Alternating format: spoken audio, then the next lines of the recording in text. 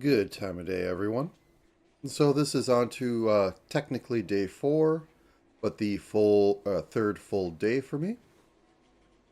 And let's switch over to actual music.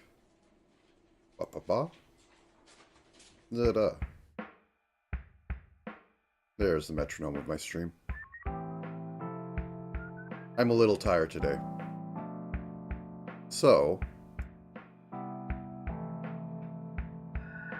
where we're at today, I think we could actually just put a green here. I don't have the boss sprites done, but I have pretty much everything else. So today is going to be a testing day. I'm going to move this over to the end because, like, I don't have actual things to test. As I said, on the Zwitter, I'm going to try and put the game together, so let's reshuffle some priorities. Maybe put this down here.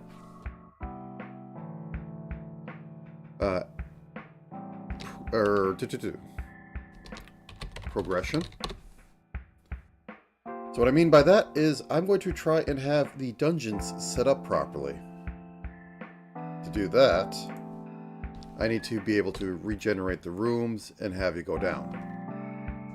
So right now we are just spawning in the first room that's generated and calling it good. What we need to have happen is that the way I want this to work is that the top room will either have a little alcove put in it or put in towards the top and have the entrance square. And then the lowest one second. Okay. Then the lowest one will have the exit. So it is a very... How should I put this? You have an idea of where to go, and it isn't blind wandering.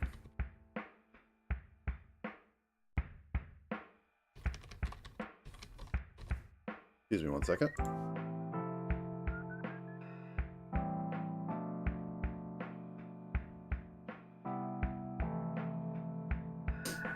Okay. Anyways. I might get a mini map up because I can... Oh, you weren't dead. Now you're dead. And I took your sword.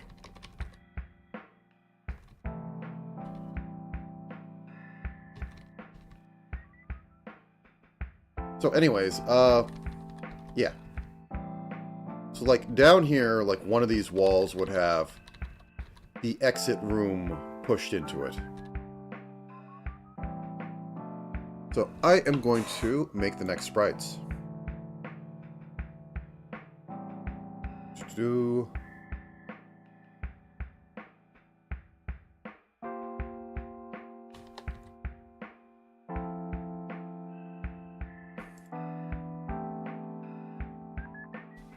can make it rather simple. Whoops. Oh, yeah, that isn't a color. Okay. Let's use this. So simply for going down, you know what? I can do half the work by taking 5 minutes to get this set up. Boom. Cool.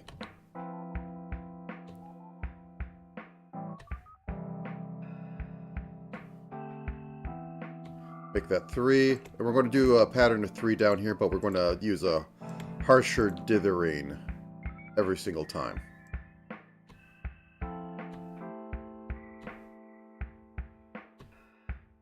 And the stairs up, I think I'll just have like a closed door or something. And we could do that by putting this on this column right here because I'm treating all of these as walls. So, you know, the door back is closed like any good roguelike for no apparent reason. So this, oops, I gotta turn this off because the dithering will not be symmetrical.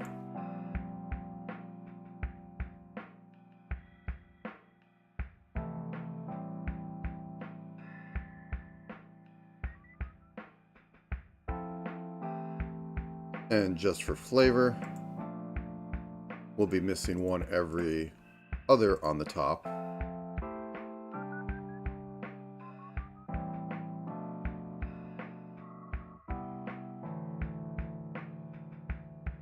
Now there is no top.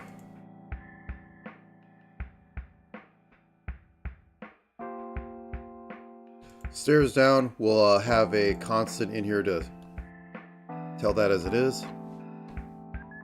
And now for closed door. Once again. Are you on? I guess you're on. I summon you. No, you're not on. Boom.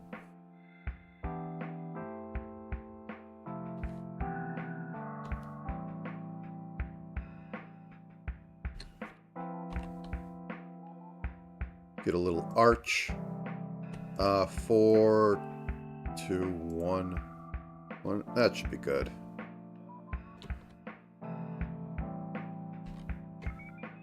And then have a second one on here.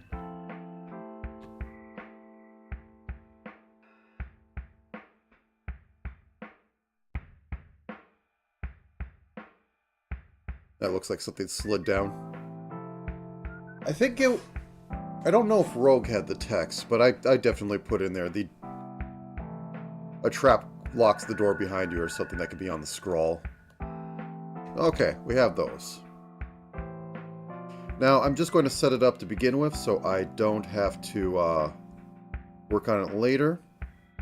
And then I can check out to see that it works. So, over in Dungeon Generation.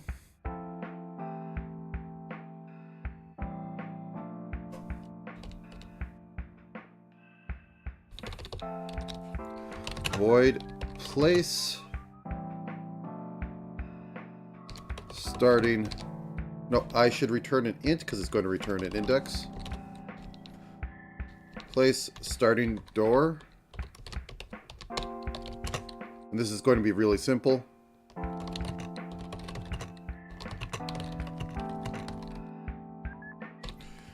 And up here I'm going to have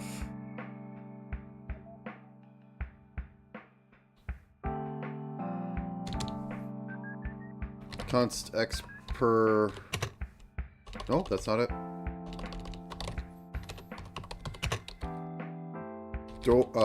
Locked door.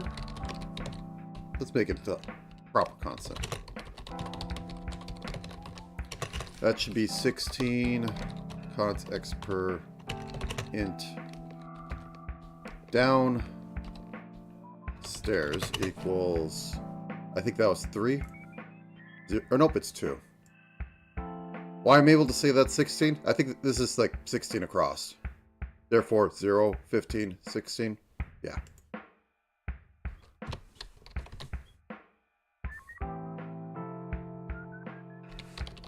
To be run after standard generation. So, simple.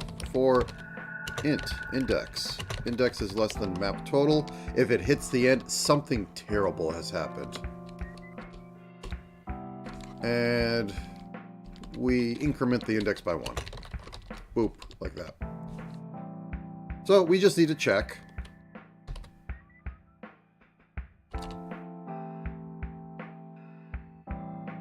One second. Let me get grid over here so I can look up all its stuff. Okay, I can go straight off that.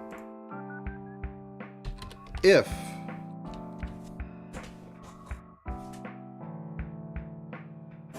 actually, let me go one further.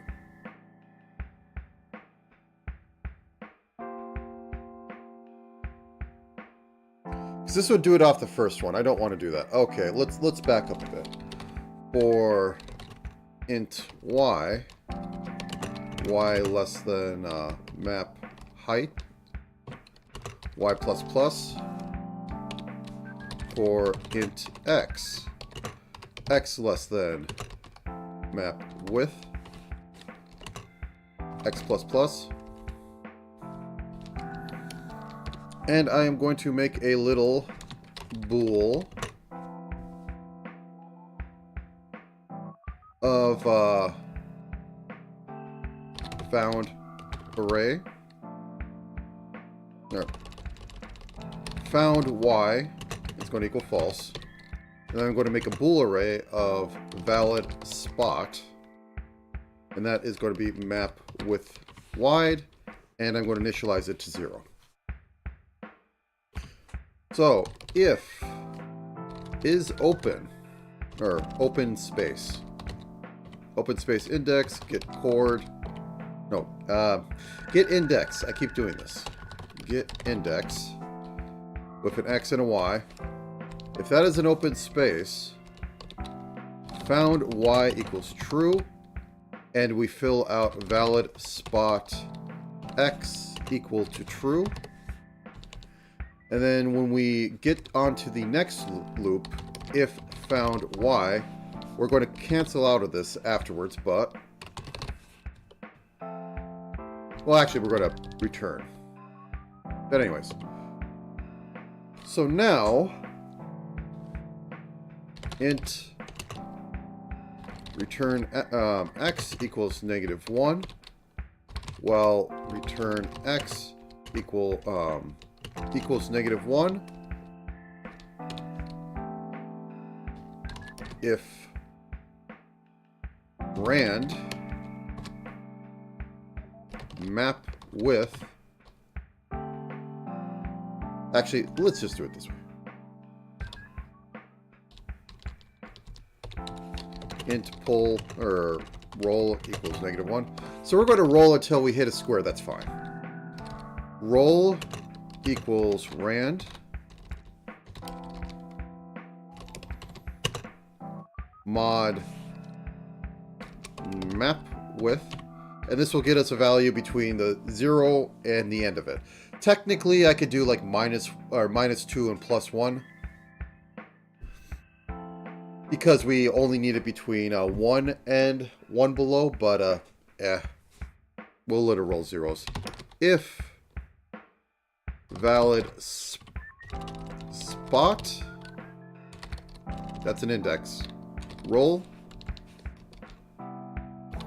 return x equals roll, and then we break out of this, and then we return x plus y times map width. Down here, return -1. But we also map,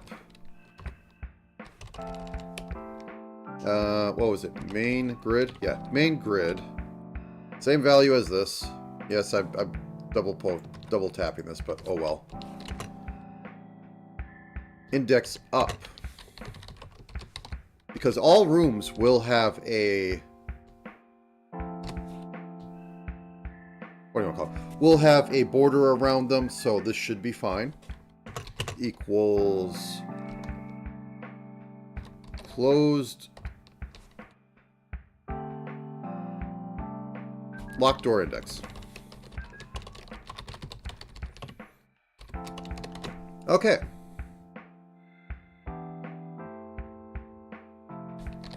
Let me put all that faffery in there.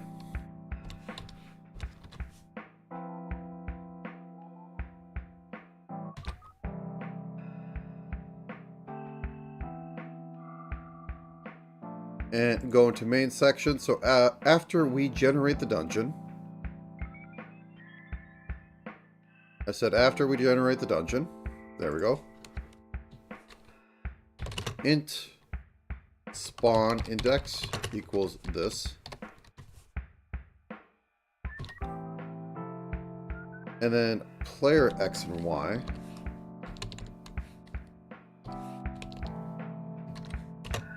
will be this mod map width.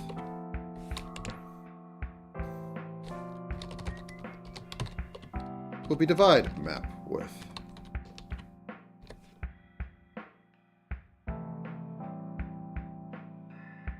And let's just disable this stuff for right now. We'll have to make a function to properly put everything in there, but yeah. That could come later today. Right now, I want to crash the game. Let's see how it crashes. Nope, it went perfectly fine. So we spawned in up here. And nothing should be higher than that. It could be exactly the same, but nothing can be higher.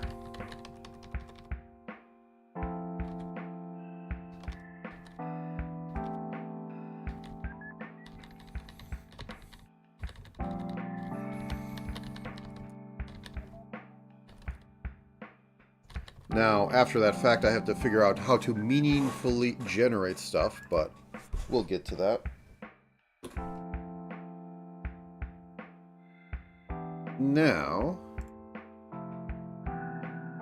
this is basically going to be the reverse. I'm going to be going from the bottom up. And place exit stair.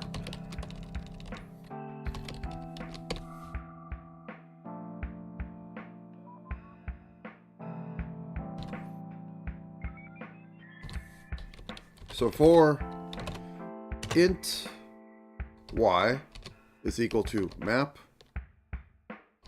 height minus 1, because we can't be at that.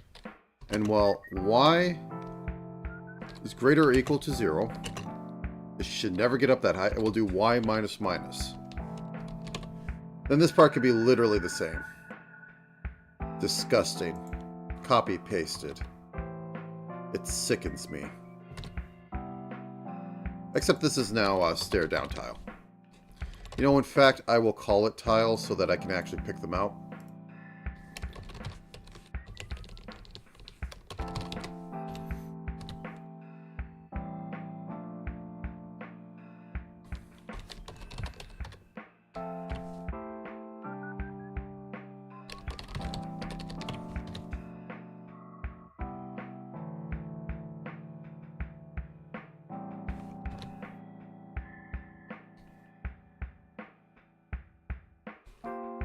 Okay.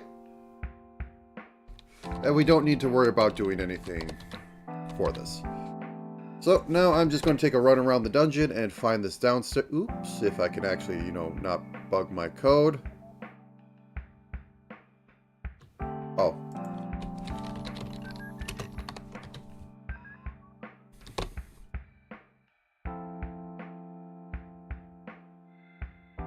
Okay, that all ran. That's saved. So we start up here. We go down here. Just keep trying to go down more. Now I have to think of, like, you're the wrong direction.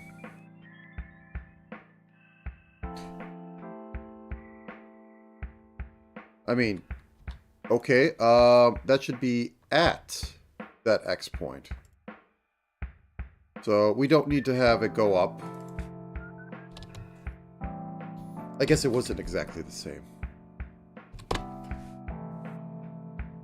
Oop.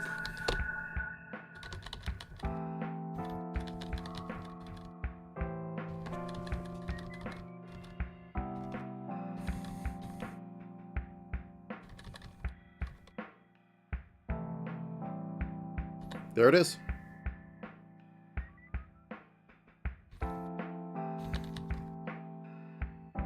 Now the choice is, like, do you explore more of the dungeon trying to find stuff? I guess.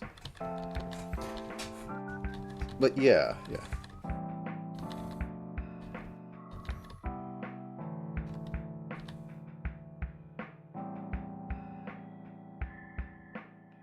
Actually, that bottom tile should probably be pure black. That'll read better. So we just go whoop. And because that's that's a texture update.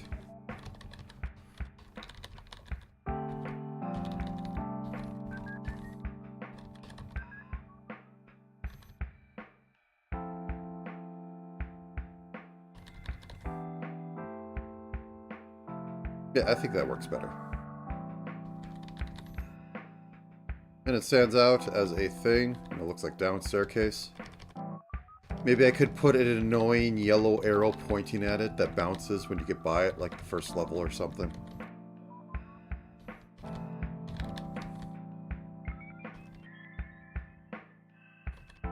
Now, the next part would be spawning stuff in rooms. I guess I could have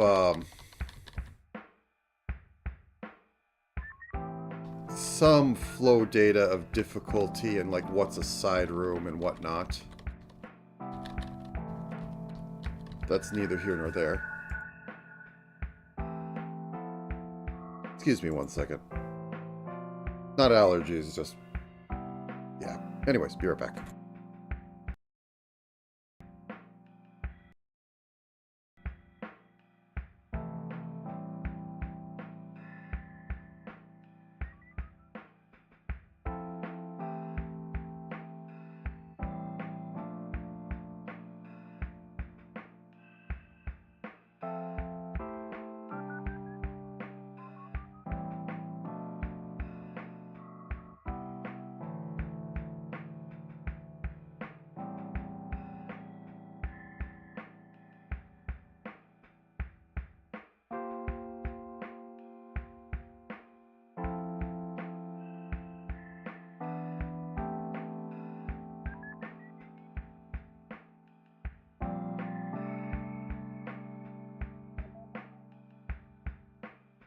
I know it's not allergies because I've had allergy stuff to try and reduce it. It's just my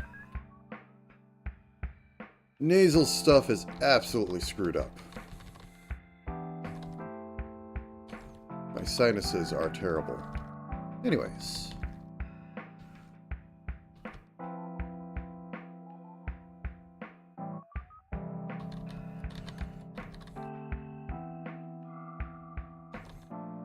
Okay. Other things I should be doing is like making various rooms to start off with. And all I need to do is ensure that the middle square is solid and connects to everything, and these will just tunnel right in uncaringly, but hey, I could probably fix that later.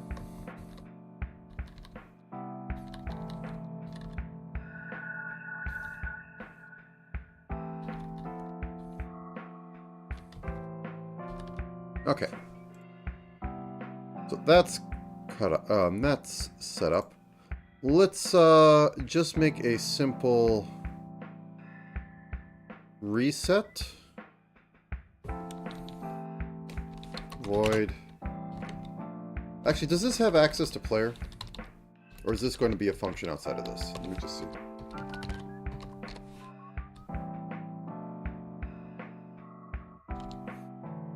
I think top level should do this. Top level has access to pretty much everything you care about. Yeah, it does. Well, it will.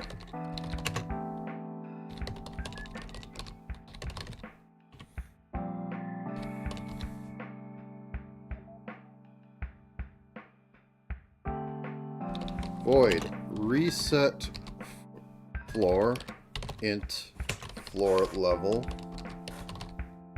We're going to set it to 0. We'll use this for later. So first off, default grid to be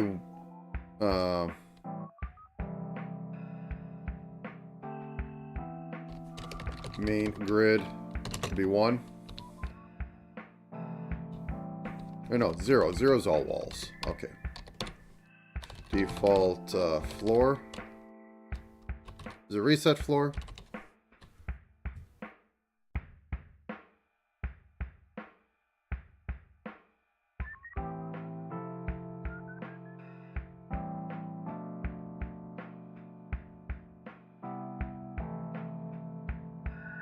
Clear enemy array. That's what I want.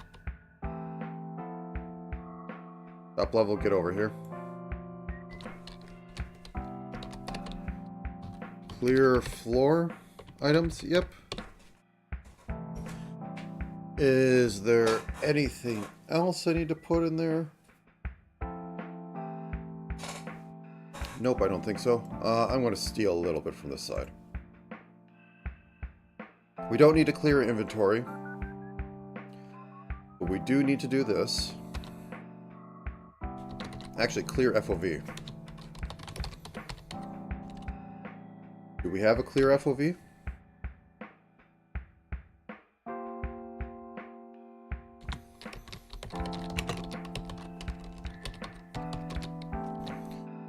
take a look in this FOV code.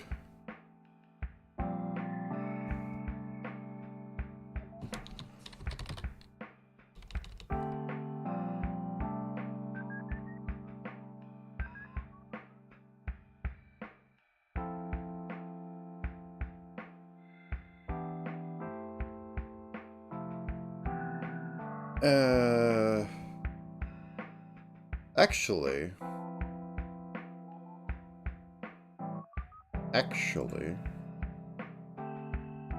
I could just use grid defaulting. Default grid, because they're all the same size. Scene should be 0. Default grid visible is 0.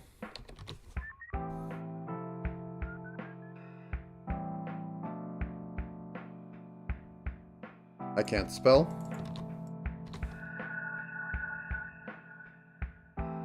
Oh. Okay.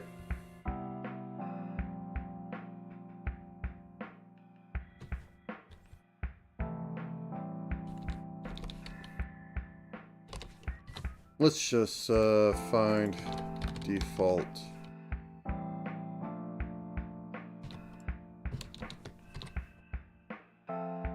Bool.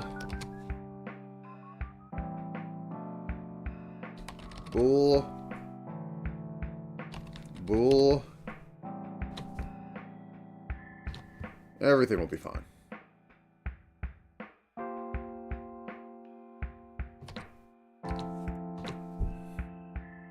Okay. So instead of having all this,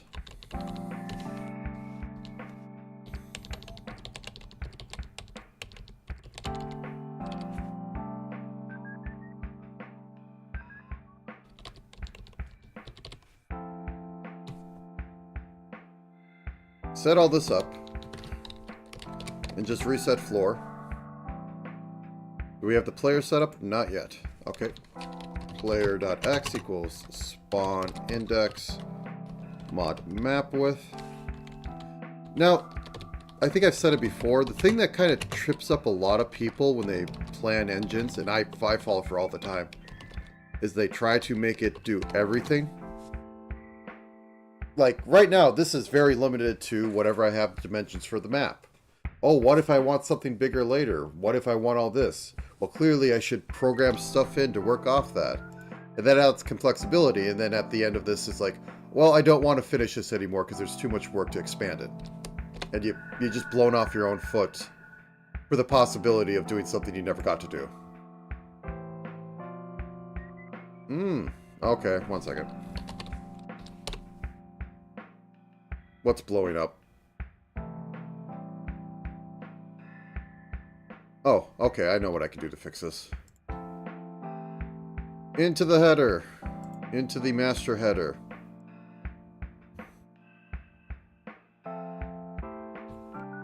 You forevermore will live down here.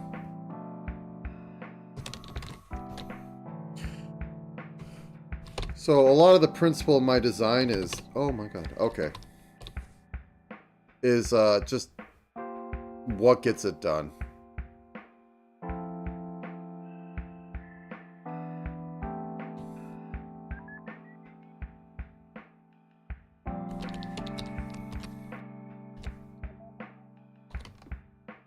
What is it? Program once? Yeah, that's what it is. And this should solve the rest of that. If not, I just move everything down like I probably should. Yep, and it's fine now. Basically, program once means that it only compiles stuff once, even though it gets called again, because I don't know why you'd want to have it called twice, but it is what it is. Let's see, does this explode? Nope, perfectly normal.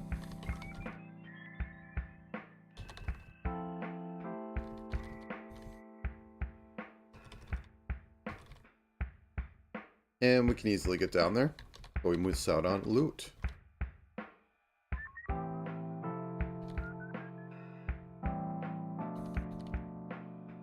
So for purposes of setting this up, I might want to keep track of starting and ending. Figure out what rooms they're in, and then just like populate stuff in the rooms they aren't, and, you know, possibly put a mid-boss or more enemies in that final room. For, you know, boss floors or whatever. Yeah, I put the enemy in that room. Which technically you can bypass. But I mean, that's always been an option in roguelikes. You don't have to fight everything. Except I think the final boss is not going to have that. You're kind of gearing up to fight them. And I think most of the bosses are going to at least have like one free move. So they will always get on top of you unless you have something to get past them. They're boss monsters. They have to outclass everything around them.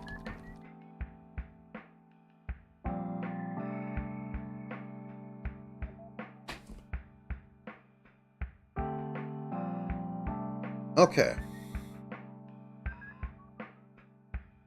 Well, that was relatively easy, so let me do a little bit of prep, because I wanted to count...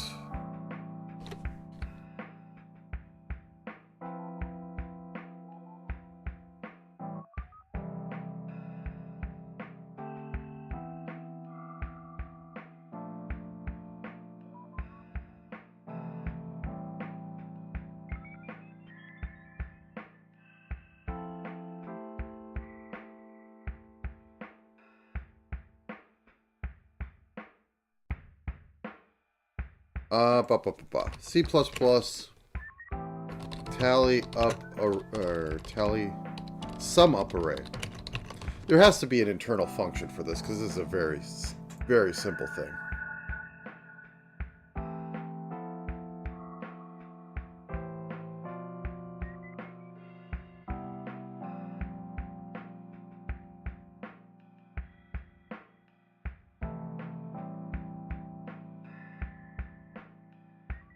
Accumulator. Oh god. Reduce, okay. No, I still need to know the size n.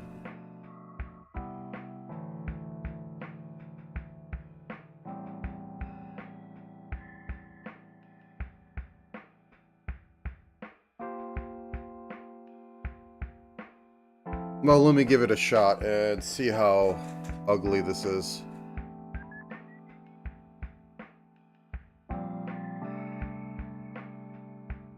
Okay, I'm going to have this be on every move. So as I said, I want to count this up. Or, like a few of the items. Or the relics.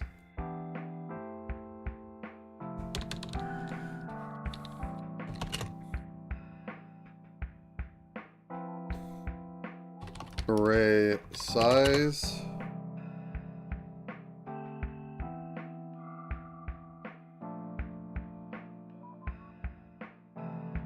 Oh, this is some terrible, horrifying magic.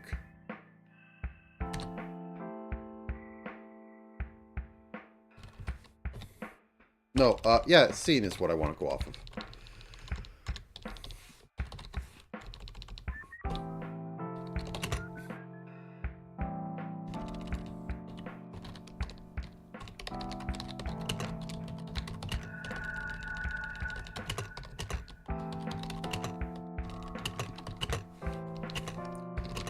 Okay, reduce.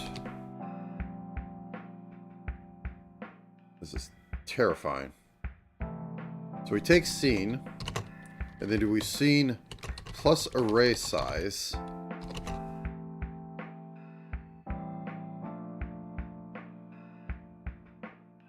Wait, wrong window. With a 0 at the end. Sure. Ready for blue screen, everybody? I sure am.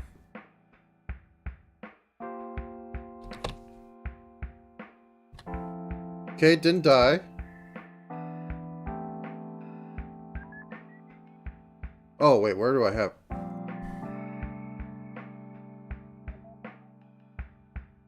One second. I have a lot of trash coming out. Entity is 1, type is da-da-da. Okay, so let me fix something in there. Entity is... Okay, it's not in this one. Entity is... Okay, it's this one. We can get rid of you. Now...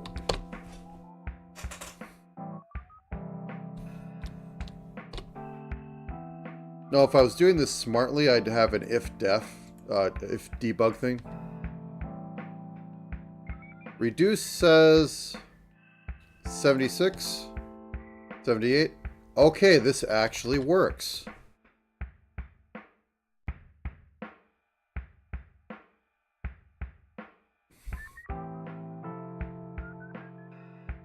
Okay, cool.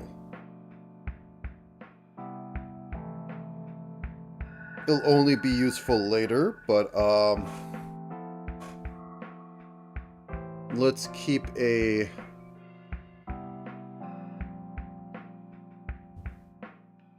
Okay, and we're going to also have in here void reset game, which I will do later. Okay, this is doing it one... Yeah, I can do stuff in here.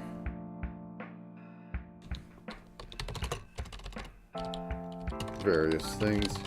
Int tile scene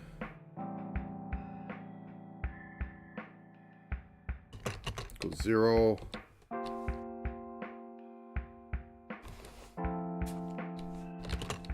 Int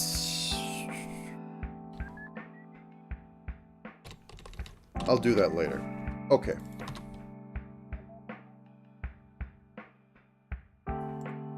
Over here. Reduce.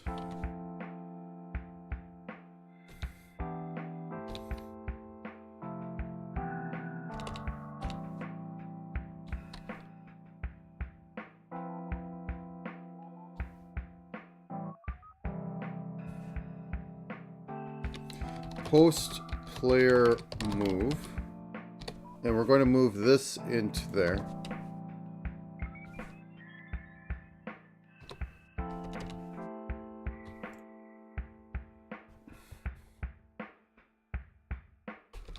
Void post player move for relic and other such things.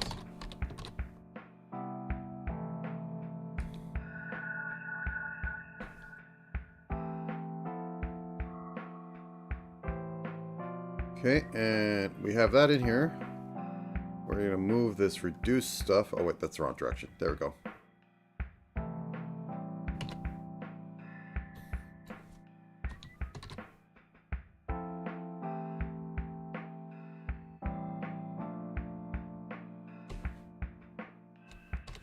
Int current tile equals that.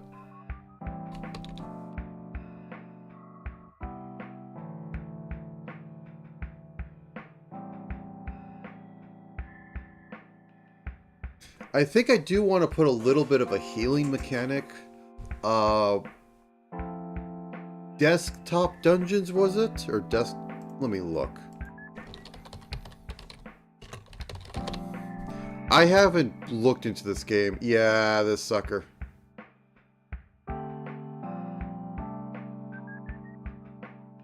Man, it's advanced since I last played it.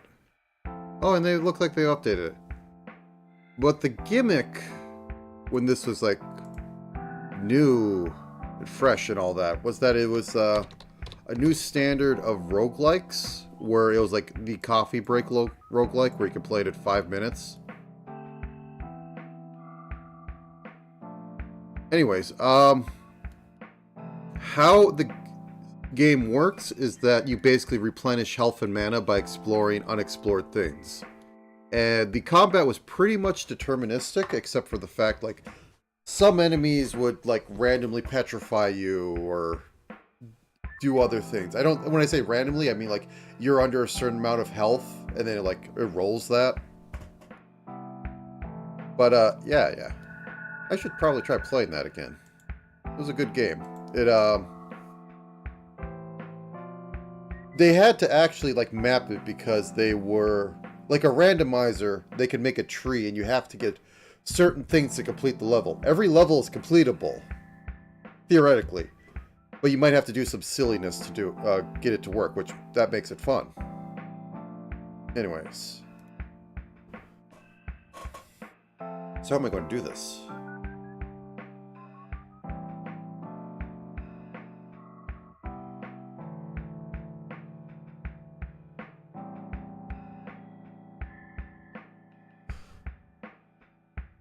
We'll have it be threshold. Int new scene threshold equals 100. Like every 100 tiles you heal 1 health, which seems like a lot, but it isn't. Relic stuff here. Tile scene equals current tile. If tile scene is above threshold,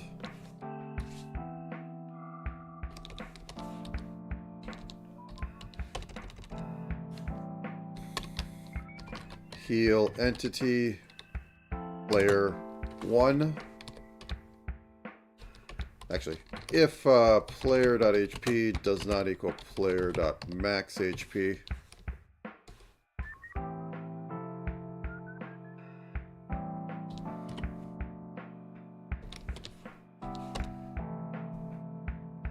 and scroll add, or is it add scroll? It's add scroll. Player heal. There. And as for reset game, we might as well do some of this.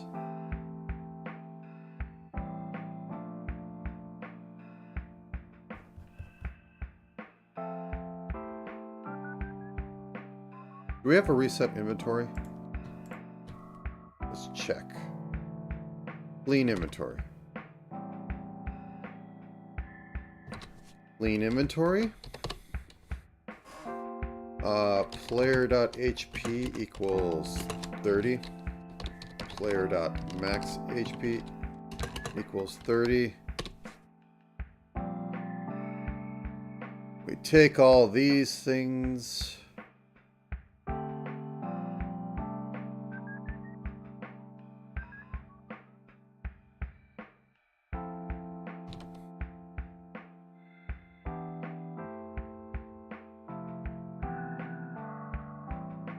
Yeah, we take all these things, we strip off the int, and then we just do a bunch of equals.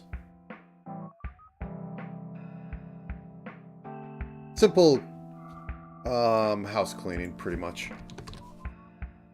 Okay, let's get you to the correct thing. All hail the glorious alt control. Glory be its name.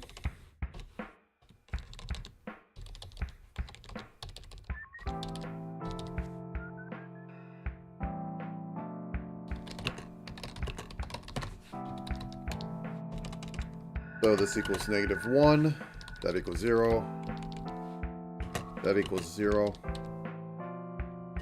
that equals 0, nil, not actually nil, because nil is something specific, but anyways, 1, 1, player dot weapon equals item dagger 2 0 0 false. Is there anything else on there? No. Dot equipment equals item tunic 2 0 0 false.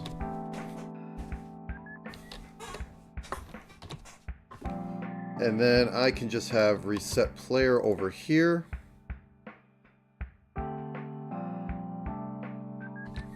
Oh, I need to add this as well. Okay. Because the player is a special little thing. It requires its own icon.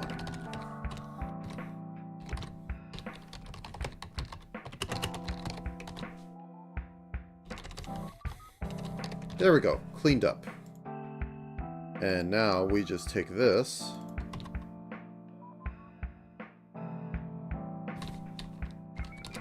And everything should work.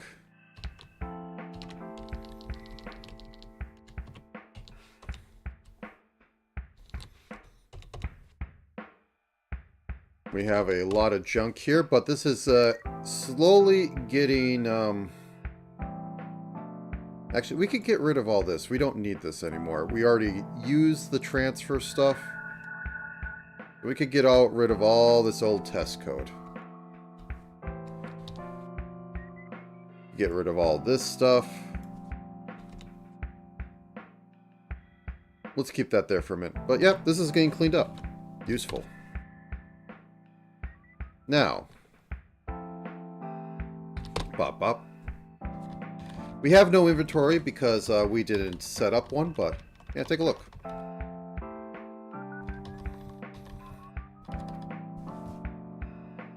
Let's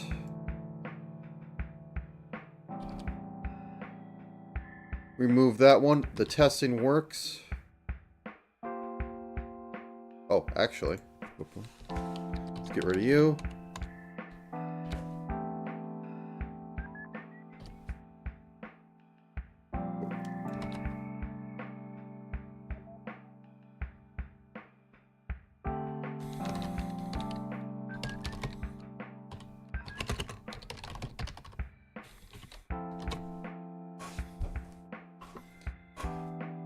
Also, I need to have it in here is that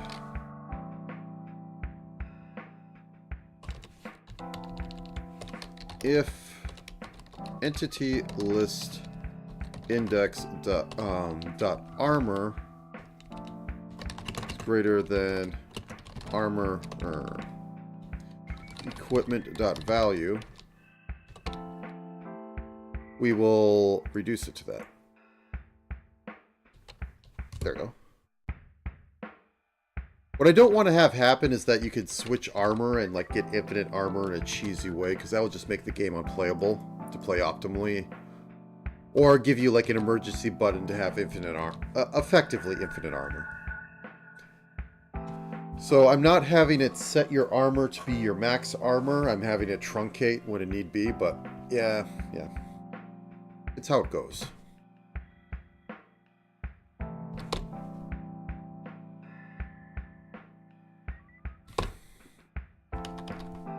Okay.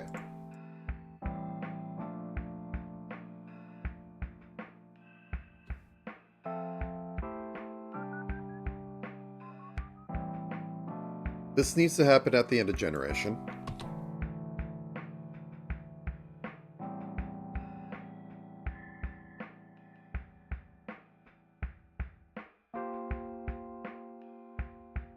Where is that?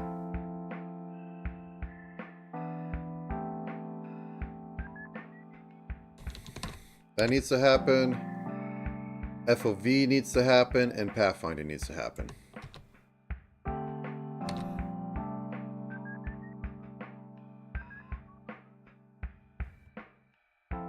I had a post move. Where is it? There it is. Not in there though. Where is post move called? Update pathfinding. Honestly, just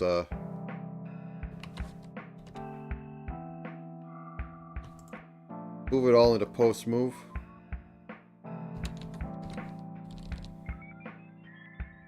And move this up here. Difference is I don't need to remake the map.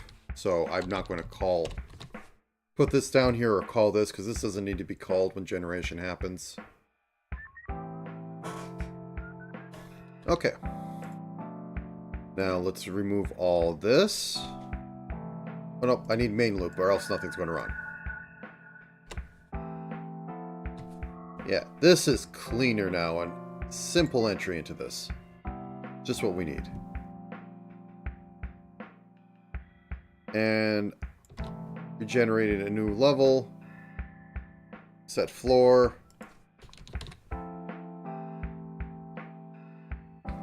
A stone... Whoops. A stone door closes... traps you inside.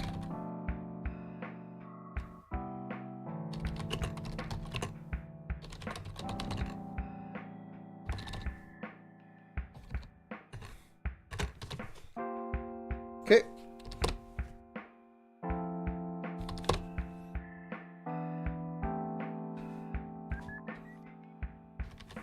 I think that's how Adam worked, is that every time you went down, it's like, oh no, the door closes behind you. So you can't go up that way. But there is a way to like go up in some levels where you find that a level has a staircase up. And that's where you can like do infinite farming. Is that you do a loop. Adam goes off the idea there's no persistent levels. So you just find a cycle and just go through it until you get everything you want. I mean, you can also go up and then, like, you know, go back down. It's sort of like Diablo. I mean, like, Diablo is a lot based off Adam. It has prefix, suffix, and Adam had a lot of prefix, suffix, and the whole idea of random artifacts. So, yeah.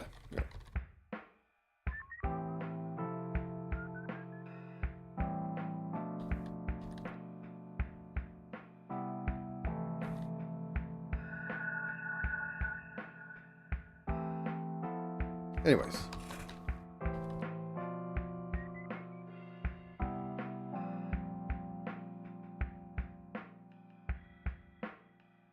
Wondering why those are like 2 apart. Oh, it probably got moved off that. In weird, non-Euclidean ways.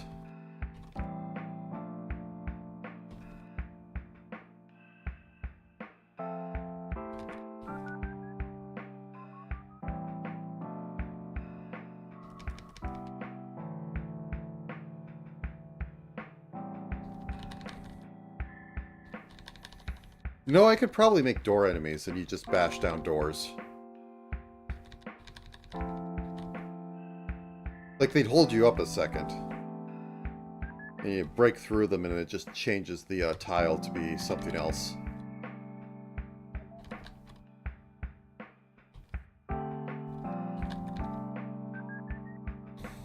I mean, I could make special interactions. If you bump into a door, it changes it from a block tile to something else. Updates the map, updates the tile set. Which wouldn't be bad. I'm not having a million things of that.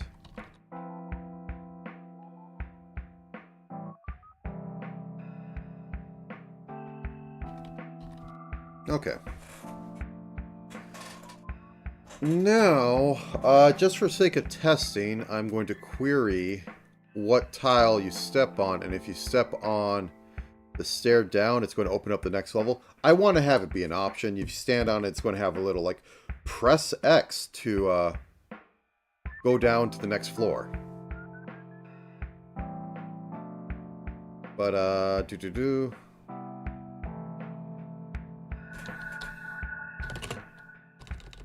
If grid map, main grid, get index, player X, player Y. I love that I found that you could do that macro. I normally don't do macros, but it is a glorious little thing. That's all it is. Because I know I have an entity list, I can always say entity 0, that's player. It works so well. If that equals tile stair down. Excuse me 1 second.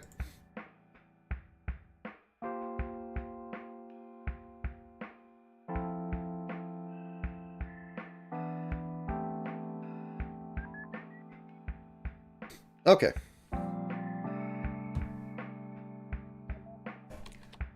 So we will reset floor. And that will bring us back and move us around, and everything else should be fine.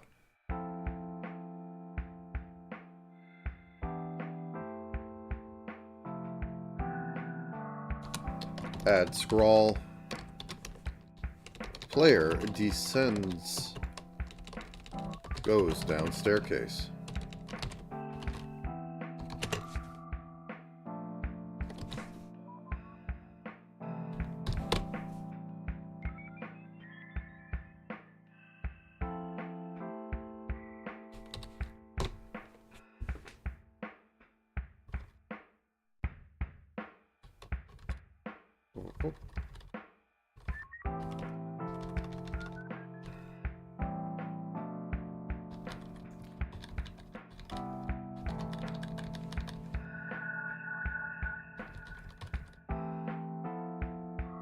There we go. Okay, stepping on it. Player goes down staircase.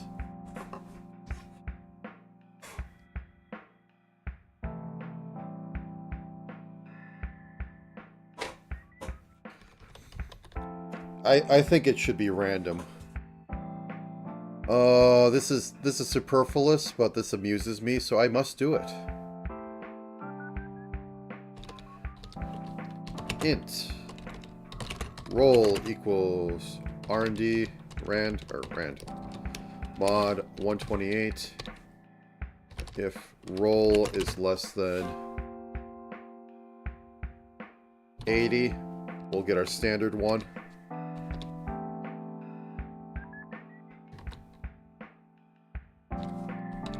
Else if roll is less than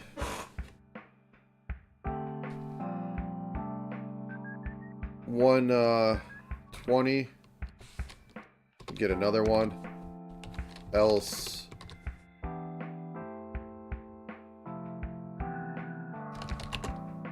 an imp says it's regulations and summons a stone door behind you.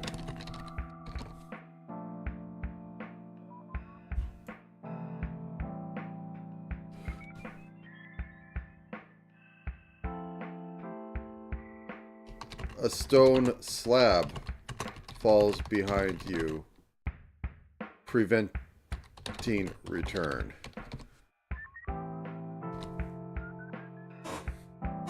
Okay, let's just do a few of these and see how often I get that. It's dumb. It'll also be checking to see if any unwanted things happen, and stuff crashes.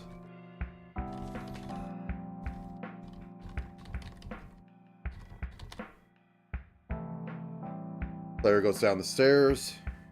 Staircase. Yep, an imp says it's regulation. And summons a stone door behind you.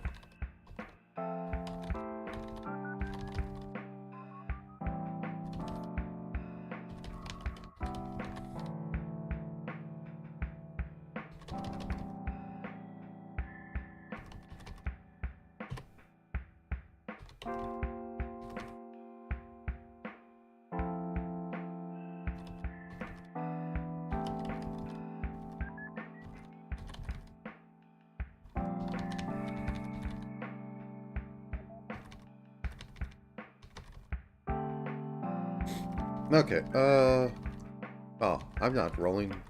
Okay.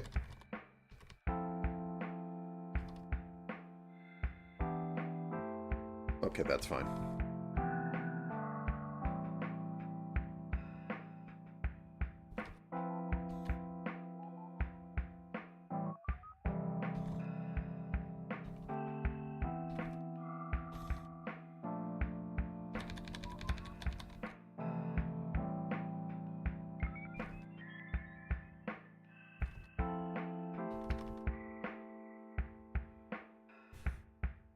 Know what? Let's just do a little more.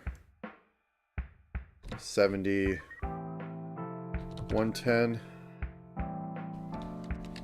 Else if roll less than 120.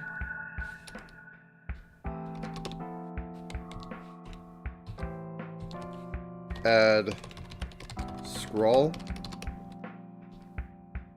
The doorway vanishes behind you, leaving only wall. And I'm actually going to do that because it's a cheap operation. And this amuses me.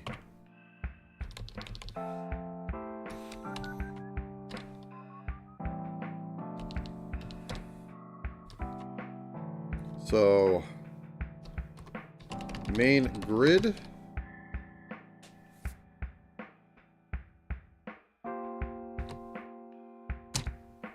Oops. That can all go down here because it doesn't matter when it happens. Main grid, get index, player.x, player.y. No, actually spawn. Up index, or index up. No, what am I doing? Get rid of that. Index up. Spawn index, and this equals 0. And I'm just going to false this. If false and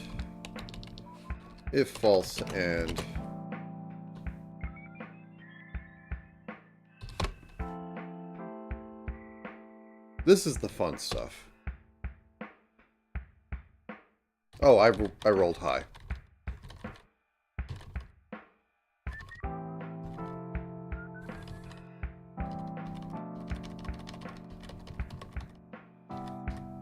Yep, there we go. Player goes down staircase. The doorway vanishes behind you, leaving only wall. That's fun. It means absolutely nothing as far as the game's concerned, but that's fun. I'll probably add a few more later along with other going down staircase.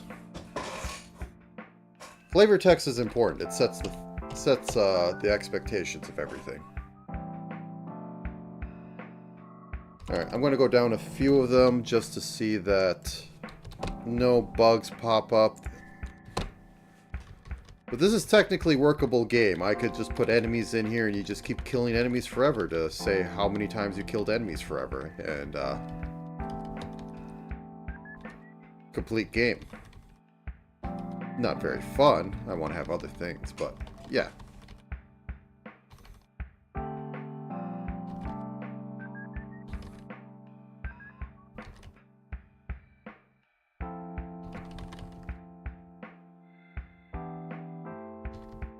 Well, I got the rare one.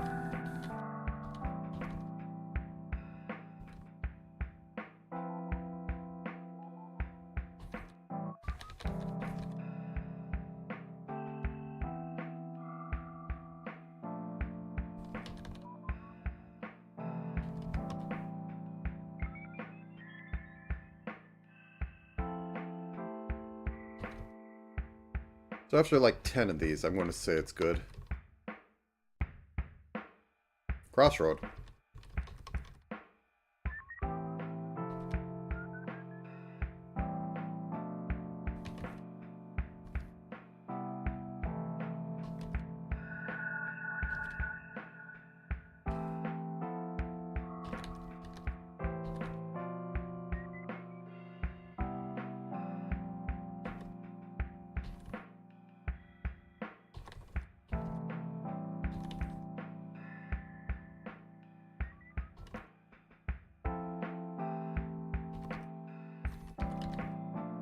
Oop.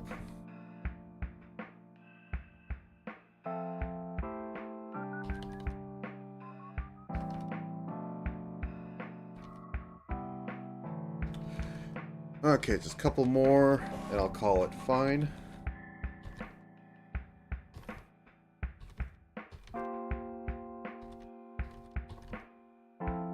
That would be going up off there.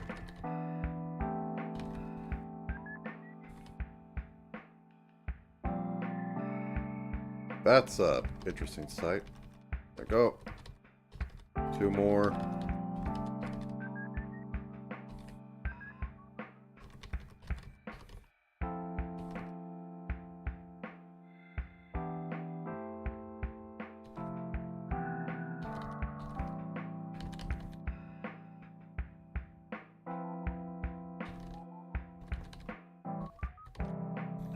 I could rather easily make monster closets, or monster rooms.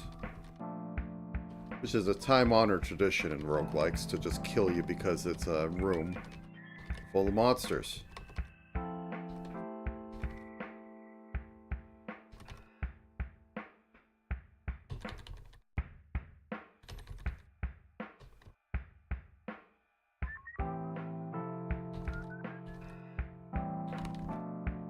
Okay, I guess it's this way. There's 2 rooms.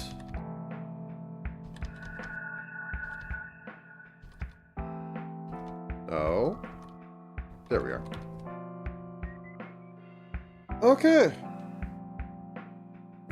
Should also probably keep track of what floor we're on, so I'm going to have a current floor variable. Every time you go down, it's going to increment.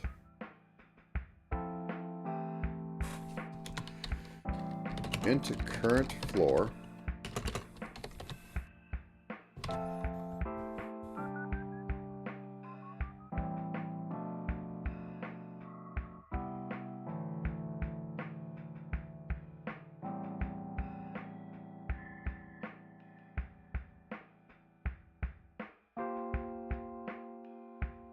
I'll have to figure out where to best increment it. Yeah, okay. Well, it's been an hour. I'm going to stand up real quick. I'll be right back.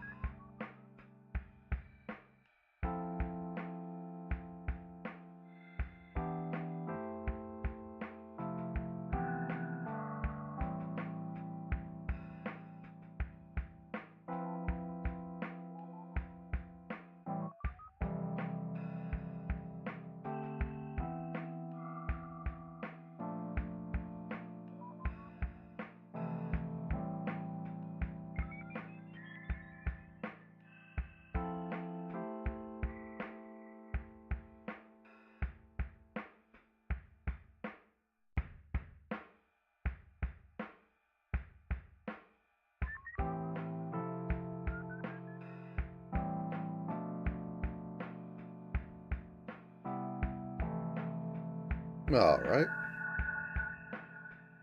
Your ASMR for the day? Hopefully that picked up. The Elixir of Undying. The Boomer Juice. Ultra Red. I actually ordered this specifically for this week, but it arrived late. Yep, it tastes red. Exactly what I wanted. Now then, so I have floors repeating. I should probably make 3 levels of...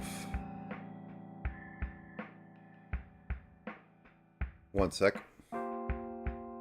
So, want there to be at least 4 acts in this. Quote-unquote acts. I'm going to move you down here. So I can have 4 basic wall types. Let me update the code. And we could get that all set up. Where are you? So this is 16, 32, 48, 64.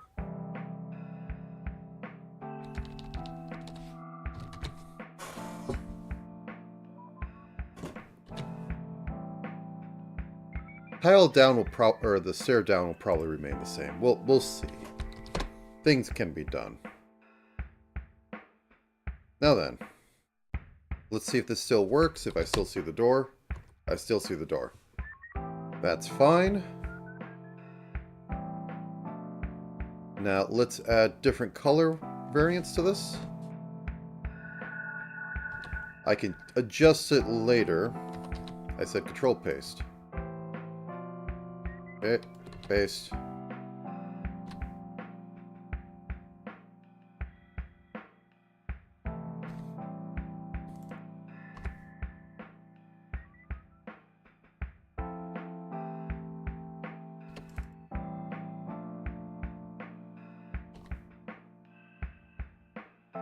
Oh no, this should be lighter.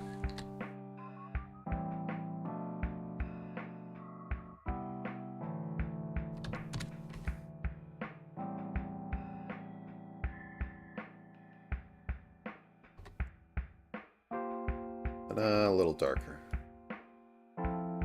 Now this should be like an extremer green color.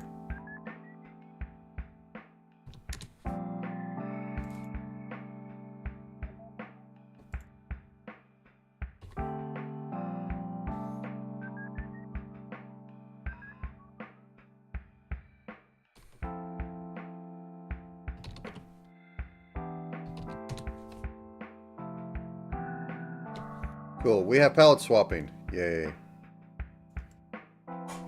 Now then,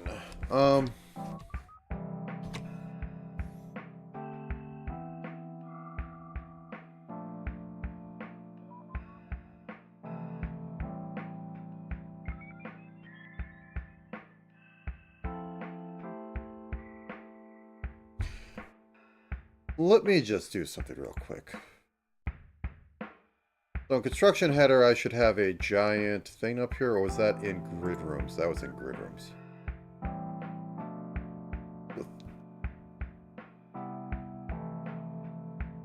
Or is it a dungeon generation? I'm getting lost. There it is. So we have empty room. Empty room. Oh, actually.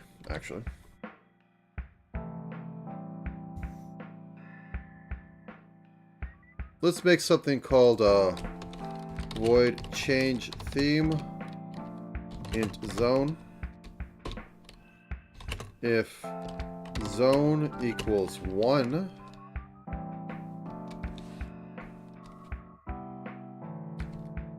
or if zone equals 0, return we don't do anything. Int swap floor. Or actually, this could just be an offset. Int offset. And then we could switch this.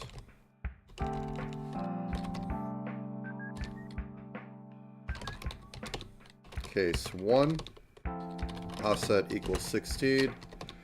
Case 2, offset equals 32. Case 3, offset equals 48. Case... and I don't think we need any more. Okay, then for int index is less than map total. index plus plus. Main grid. If grid, or main grid,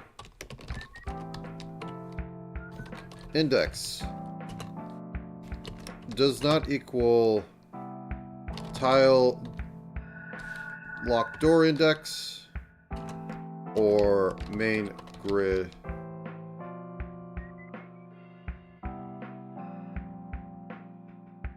No, it should be, if it equals that, this is a continue. Or main grid index equals tile staring down, continue. Otherwise, main grid index plus equals offset. Very simple.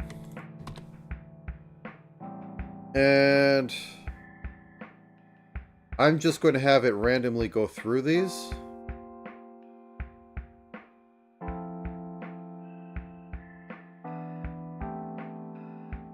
Over here. So top level, we reset the floor, change theme, rand, mod 4, and when we see all 4 colors, we're good. So this might take like 12 to go through.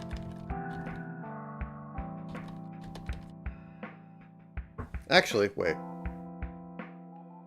This needs to happen before the map is upgraded off the grid.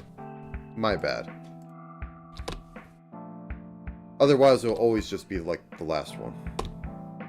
Yeah, there we go. We got meat. Or, well, brimstone.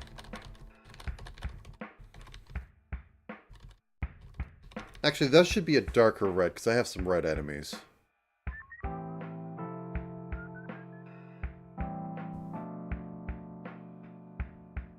This should be like a value of, or luminosity of like 20. Same for the rest of this.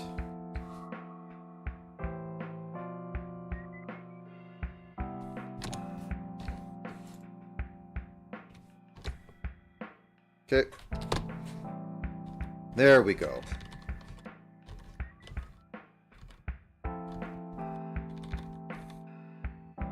Now, if I just made them white, I could just, you know, recolor it, but... I say.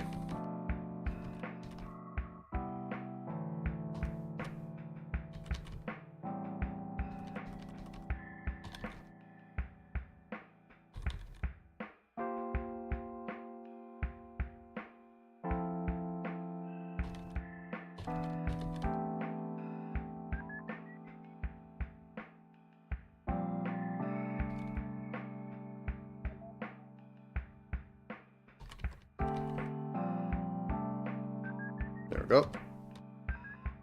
And we roll 0 again.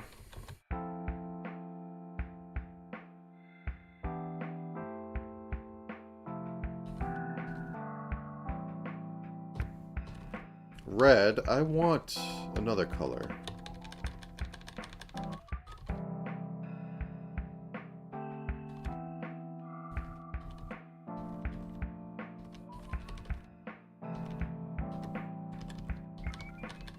Really is just doing this. Okay, you know what?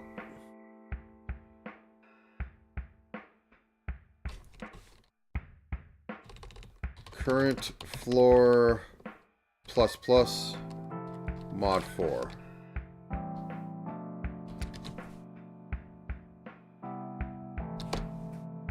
So this will only take 4 now. And we will iterate through every color. And then I can call this good.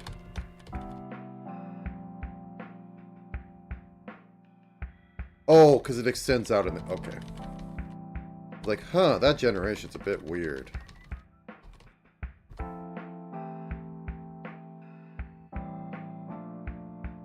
Red should be the last one. Oh. Oh. Rookie mistake.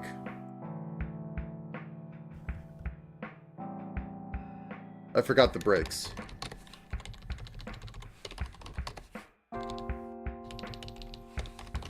Don't need the brake on the last one, but yeah. That's why it was only gray and red. Because anything that wasn't gray was red.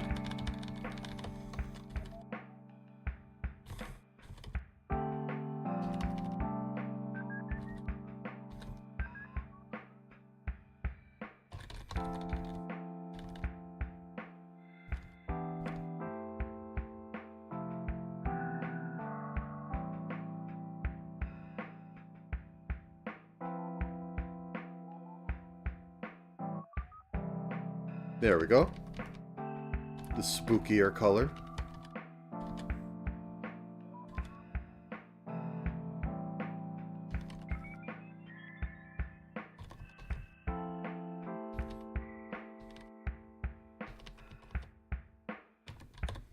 Then we're on the green floor.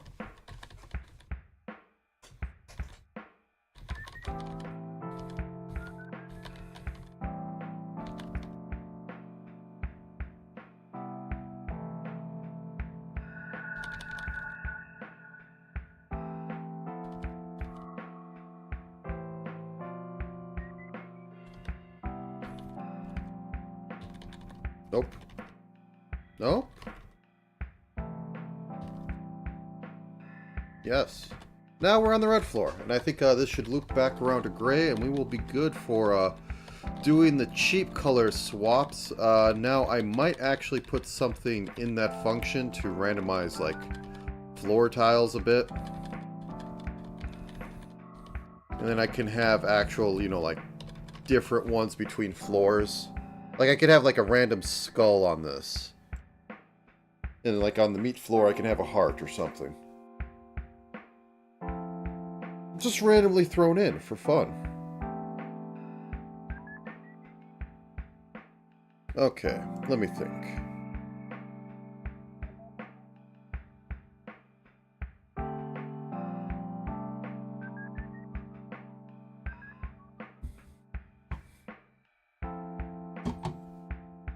So,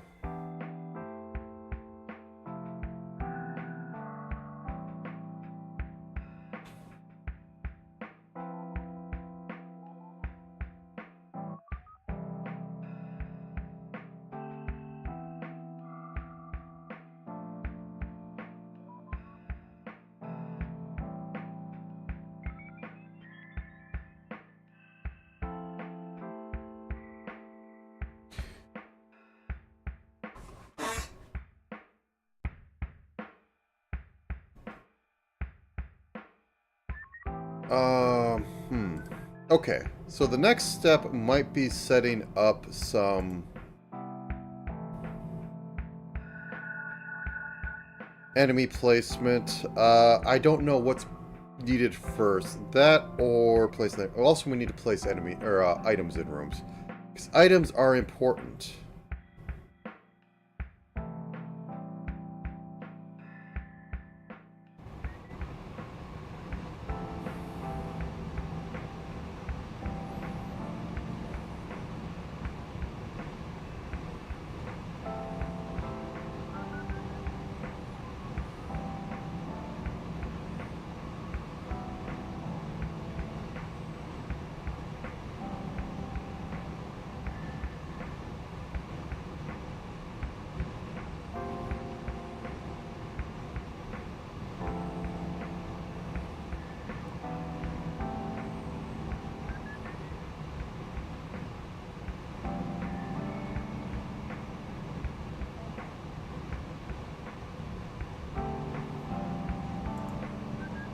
Yeah, okay. I think I should be able to do some basics. So I think I should track the staircase down index because, yeah, that'll probably be helpful for some things in spawn index.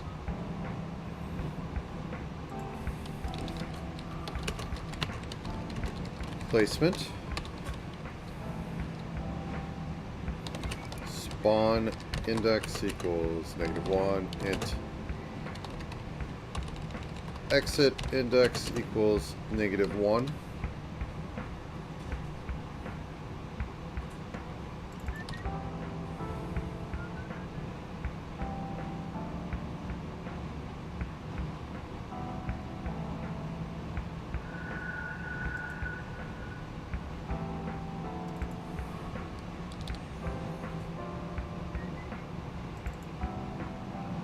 Didn't I just make that?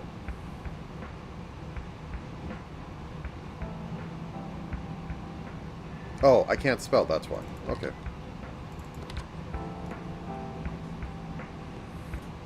And then this will get like so. So every time this refreshes, we will get that update. Now then. So we're going to have 20 levels. Every fifth one will have a boss. The rest of them you can possibly cut out for going into shops or things. Also means we might need to track money. That could be later.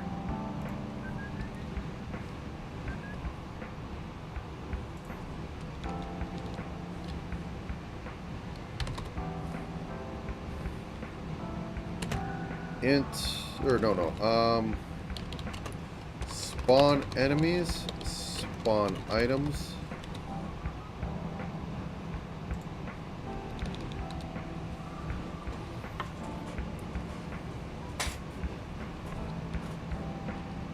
Void spawn enemies. Void spawn item. We'll drop the S. I hate putting plurals into stuff. Enemy. Spawn item. We'll do hex spawn based on floor and pull from a list per floor or per act difficulty. 10% chance to pull from higher. 20% chance to pull from lower. For fun. Actually, excuse me 1 second.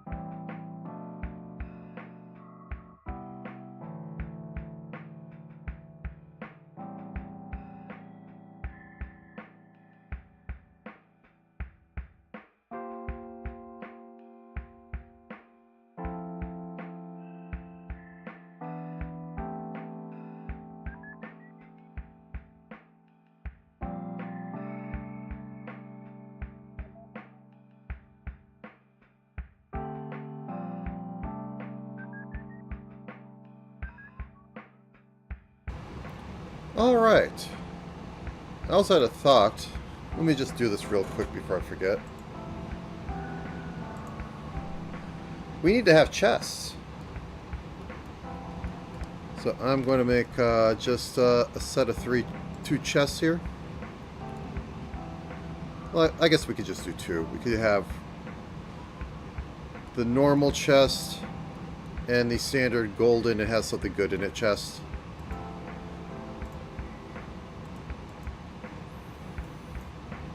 Whoops.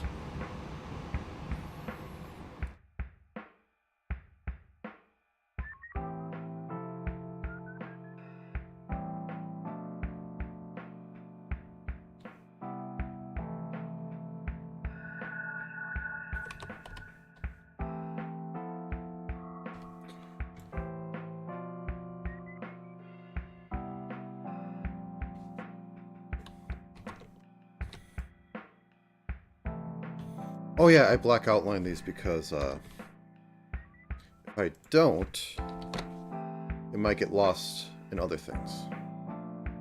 Okay, let me get that off. More useful later, but I had the thoughts like, huh, how is this going to work with like...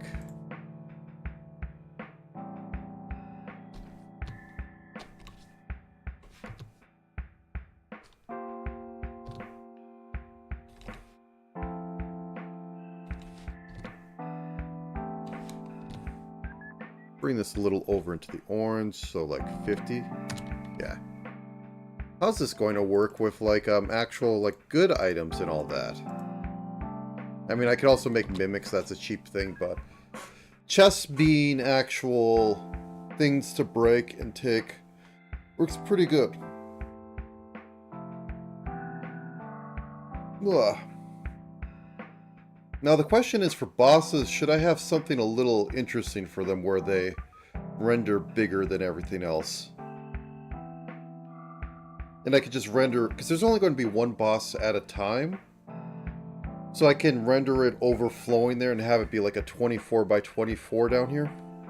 I'll think of it later. It'll require changing up some rendering system, which might be trash, but they'll stand out more than these ones.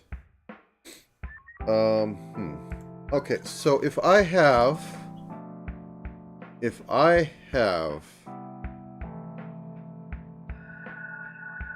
I know where you start, I know where you end. I've done a pathfinding, so I will be able to tell where...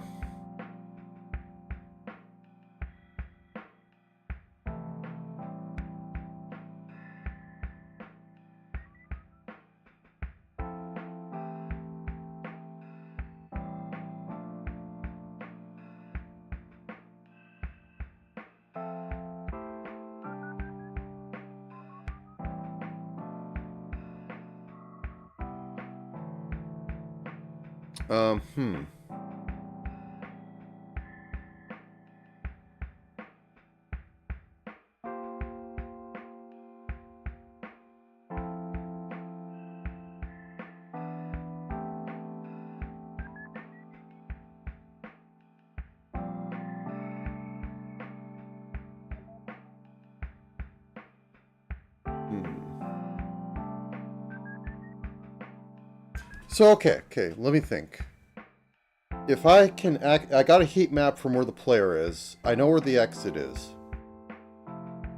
So if I can find things that are equal or greater than the exit, I know that they're an alternate route. Now, I could do proper heat mapping, but, not entirely sure on that. Because that would require another layer of stuff, which I can do. But, yeah. Do I want to do it right now? No. So, let's just start by having a tier list. For right now, I'm just going to have the ones I have in here already. Where is that?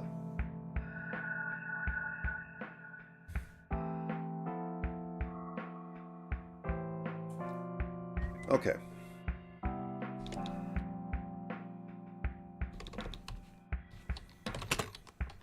int, what should I call it?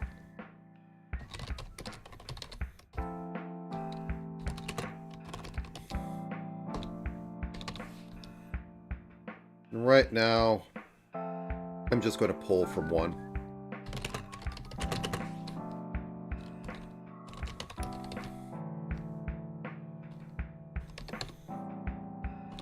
If roll, yeah, it's just going to be a case right now, or a switch.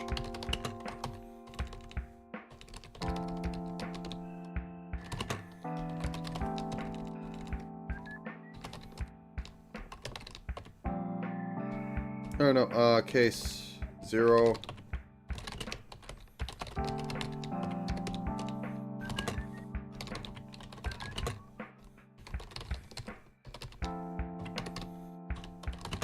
Case 2. Return entity cave worm.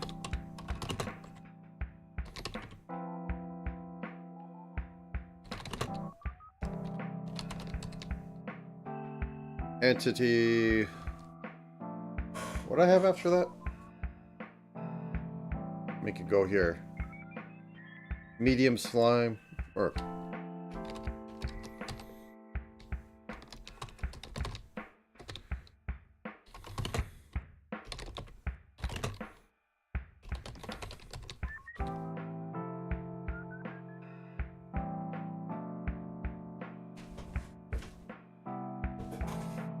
Entity medium slime. Case 5. Return entity Knight. Case 6. Return entity. What was the last one I made?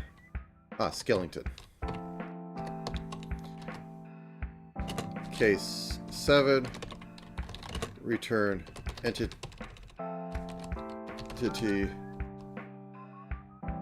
Revive skull. Sure.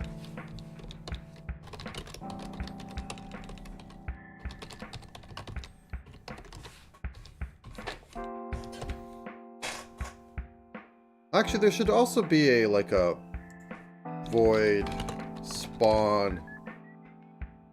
I guess spawn items will return stuff, because they'll return like pots and then maybe the occasional chest. And I could have a low roll, just put down a random like skull. That's fine.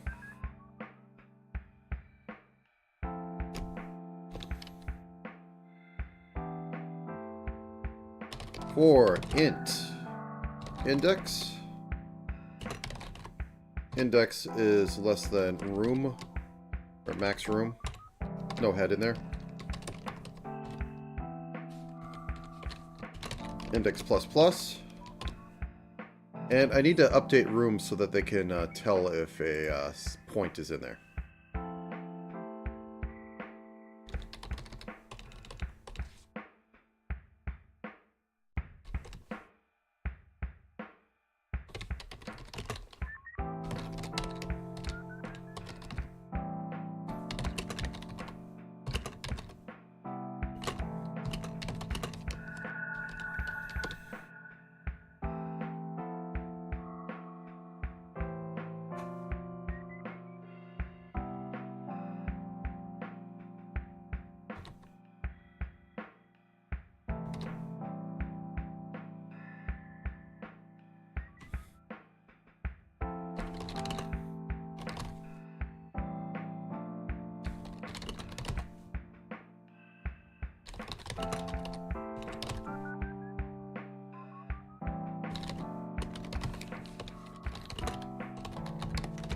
Okay, cool. So back here, if room array index dot w less than 1, continue. If point in room index start spawn index mod map width spawn index divide by map width That should be width. And that should map width. Else, if point in room index exit index, do our standard translation to 2D.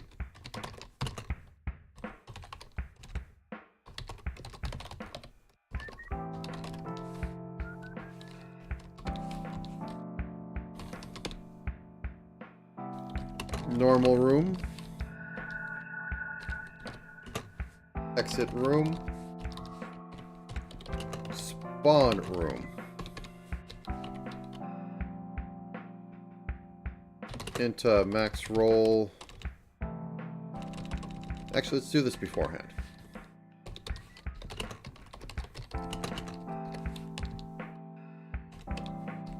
Max roll equals rand mod 5 minus 3.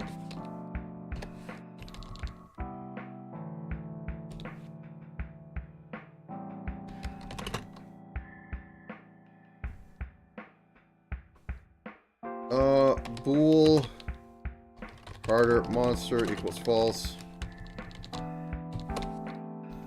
Carter monster equals true.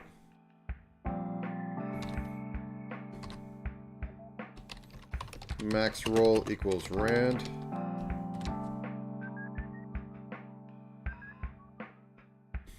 Bool spawn. This is just monsters. We'll do different logic for different things, even though we might be redoing some stuff. Oh well. 3 plus 2. Max roll equals rand. That's 4 plus 2. For int count. Count less than max roll.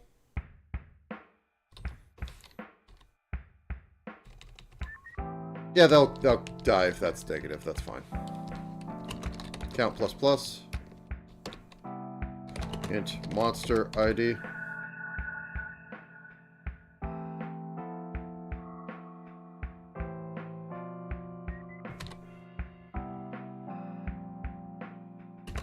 Equals boop.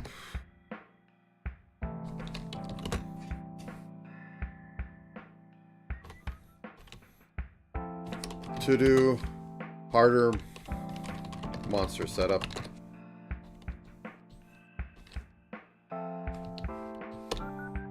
And we should have a spawn in room.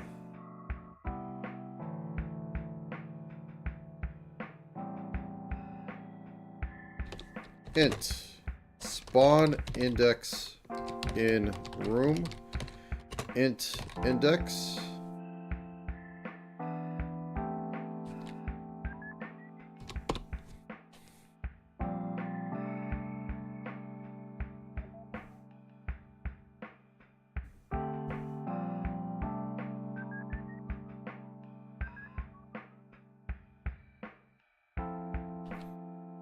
I don't like doing this, but I have to. Well, true. Int x roll equals rand mod by sub grid width plus room array index dot x. I guess technically this should also be width.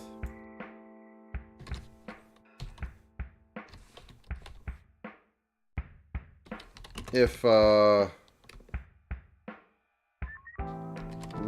array index dot width is less than 1, return.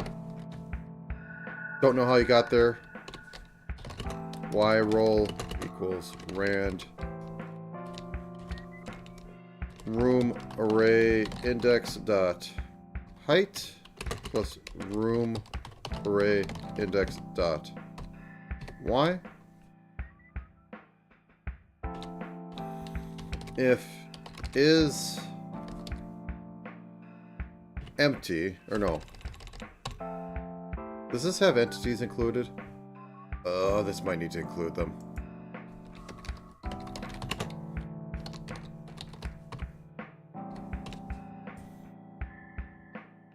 Hopefully this doesn't explode. If space or open space index get index X roll Y roll, and the whole reason why we needed this entity at X roll Y roll equals -1. Return get index X roll Y roll. Simple enough if it works. Guaranteed that enemies will not spawn on top of each other. It's cool. Whoops.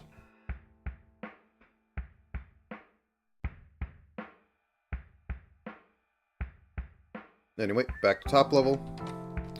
Spawn in room. Index.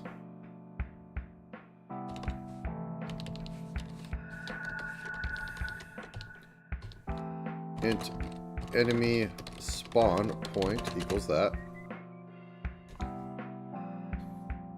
Add entity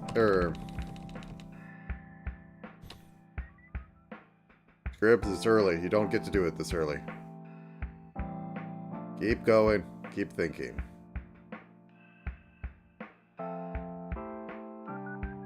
Set entity. It's literally added. Oh, set next. That's why. Set next entity. Monster ID. Enemy spawn point mod map with. Enemy spawn point divide map with. That's all you need. Now let's run this and see some stuff happen.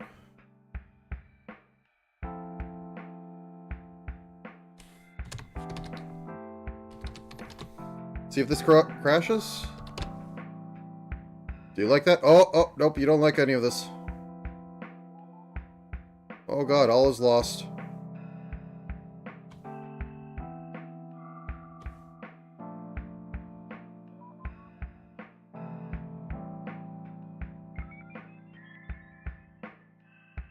Oh.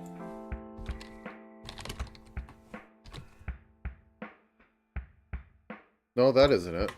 Why are you complaining about all this, then, eh?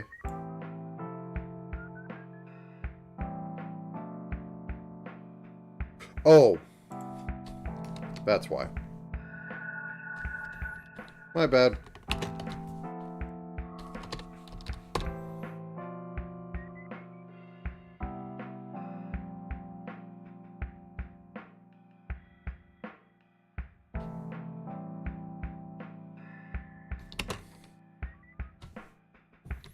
Okay, and also let's go back here.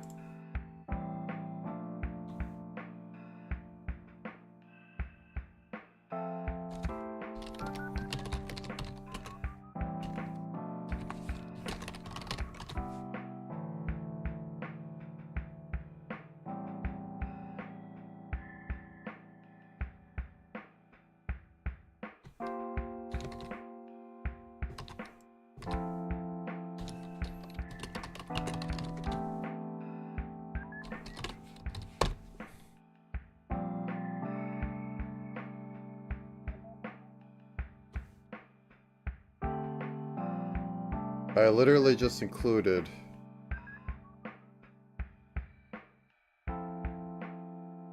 huh?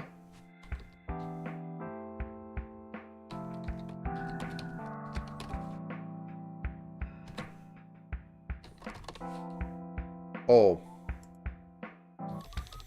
I am batting 1,000. equals -1. So that was dying because it was trying to pass an int, or a boolean, into an int, and it was going no.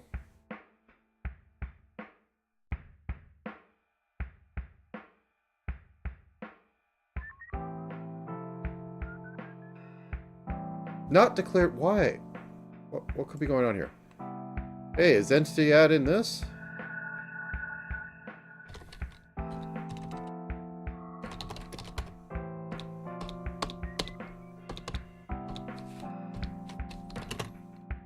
Yeah, entity add is in entity.h. And this is loading up entity.h.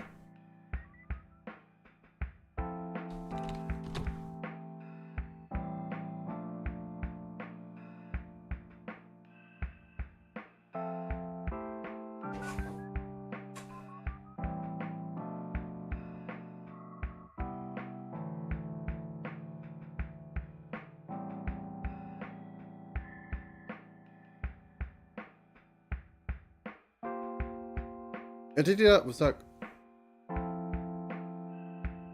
What the heck is going on? I'll give up in a second and just like punt it over to here, but this should not be going... Oh no, I can't actually check to see if...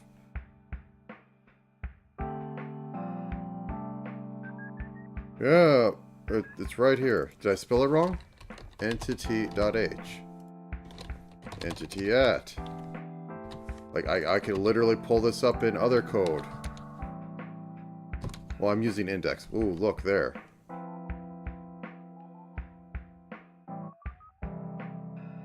I just have to import entity.h. Why is it not doing it here?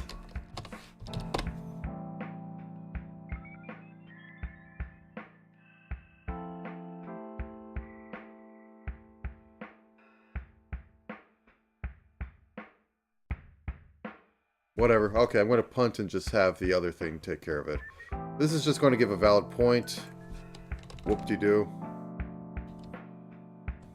We can guarantee a valid point, but we can't guarantee a valid... Anyways, we can't guarantee a valid... Hey, the room isn't completely full.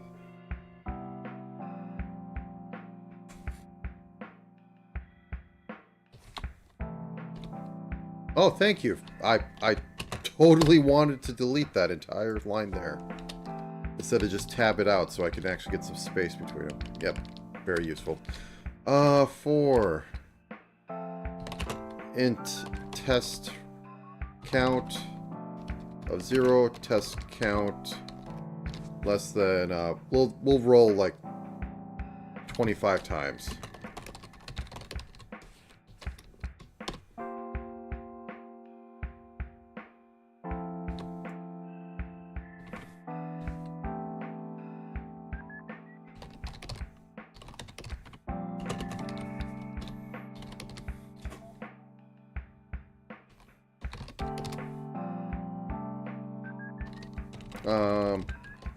Entity at index enemy spawn point equals -1. We break. Otherwise, enemy spawn point equals -1.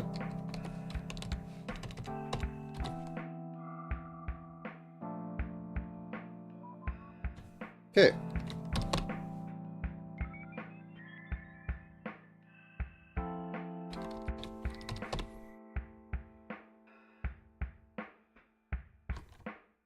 I don't have it called, so I'm not actually running it. What am I doing? Please close down so I can actually see stuff. Spawn point. So, reset floor, spawn enemies.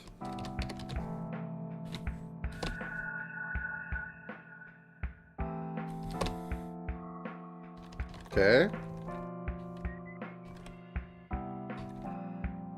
Very possible that room 1 has nothing in it, or that your spawning room has nothing in it.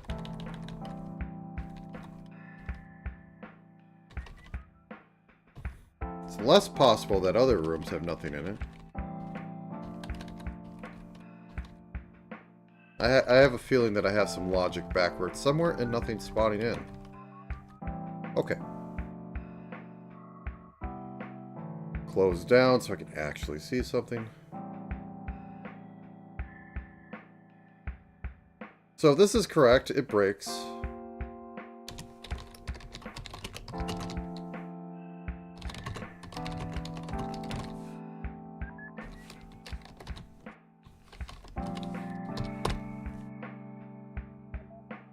Okay. Okay, it says found valid spawn point. A lot of found valid spawn points.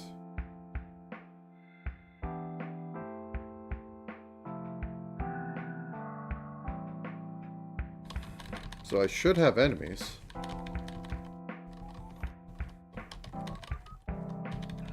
The rooms are somewhat big, so it's possible I missed them, but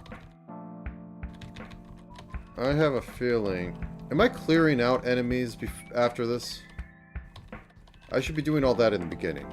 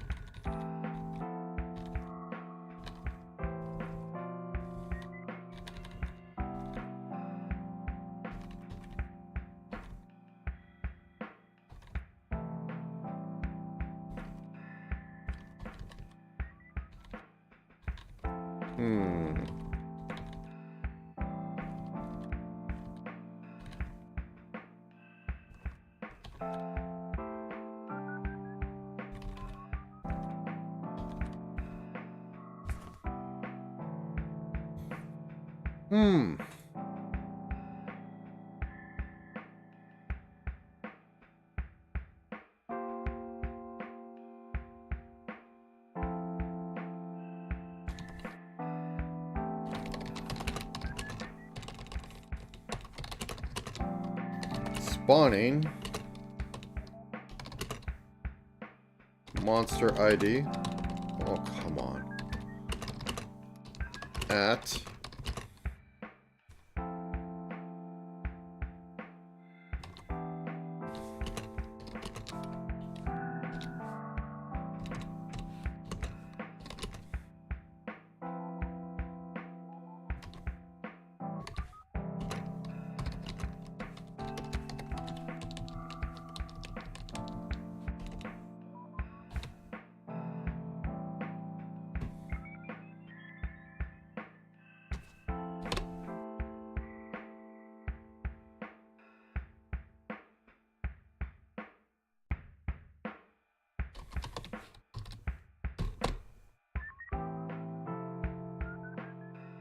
Yeah, that's spawning all over the place.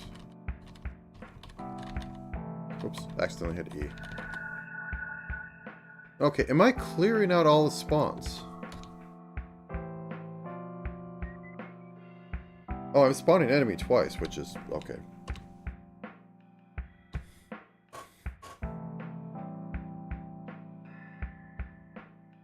So we've reset the floor. Where is this all called?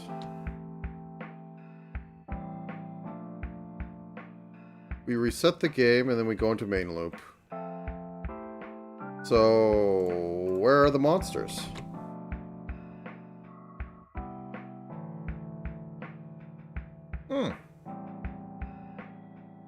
I say. Let me just think for a second here.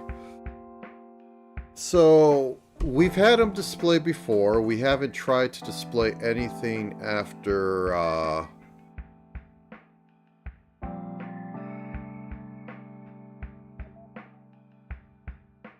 anything after we'd done the update on this. So, is it possible that we were expecting other things we set up? No, like literally we've been adding enemies by just doing this.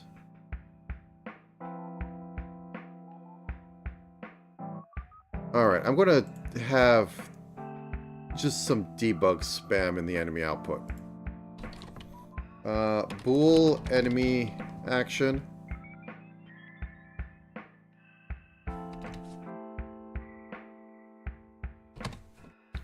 just so we can see what's going on, because there should be enemies.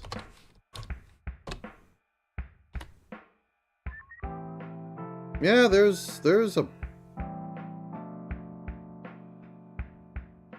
Every single entity is filled up in the list. All with 1 HP.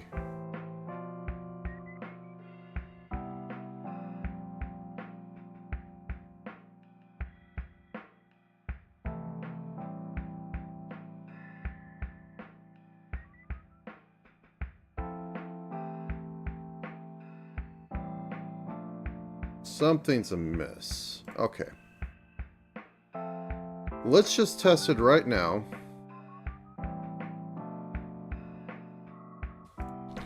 Void spawn. Okay, we're up here. We are just going to put in... Yeah, that would even just be basic pots. Let me go back here just so I can...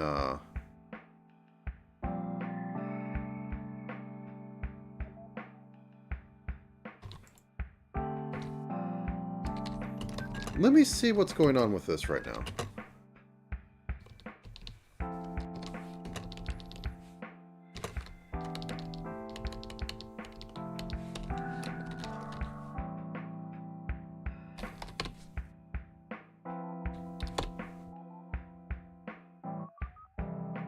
Please. Oh no, it's entity ID or type. Okay.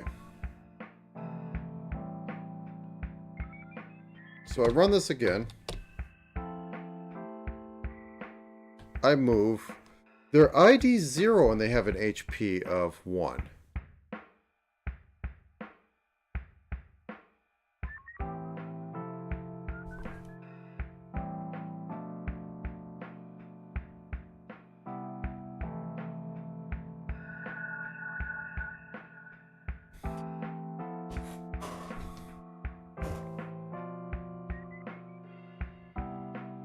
What's going on here?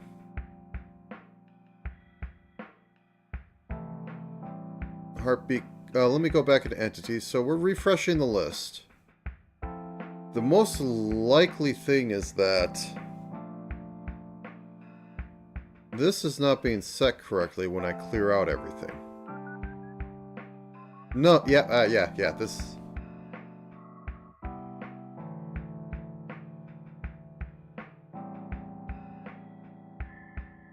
That sets it to 1.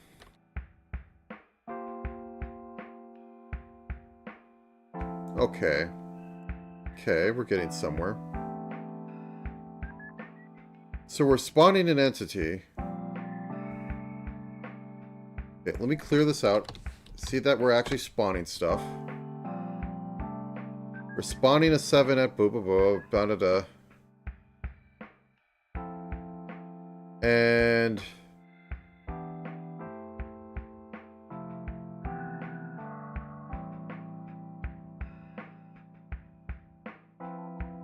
Okay, clear entity just... Okay, we need to set this to 0.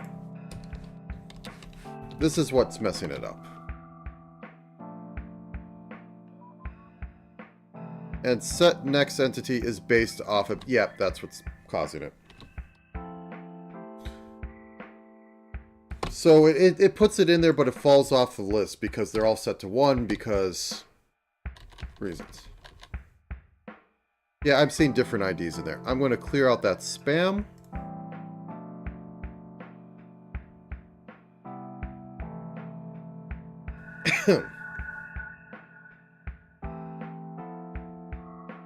Useful.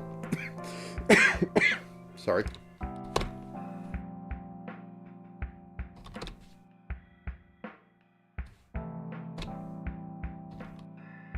Okay, let's look around.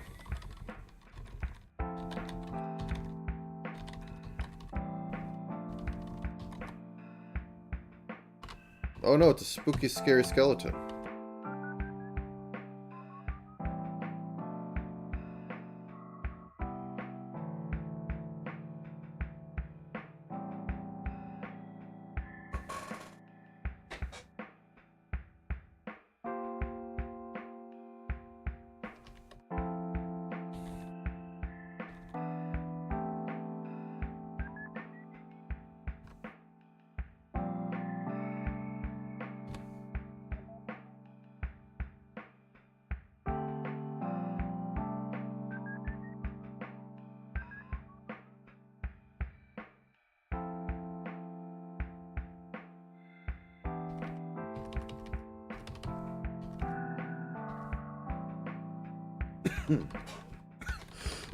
Sorry.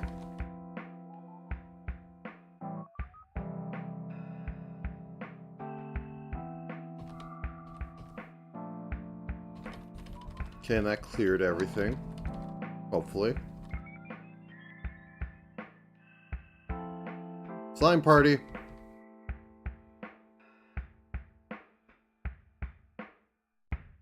Yeah.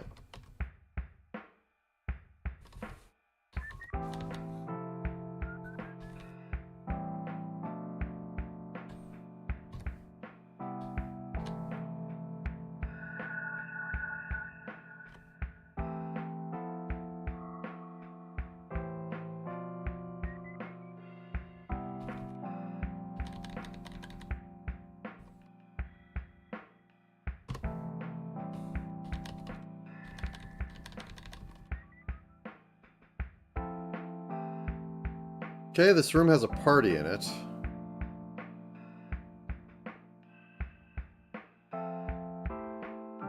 So I assume I can just mosey on down. Yeah.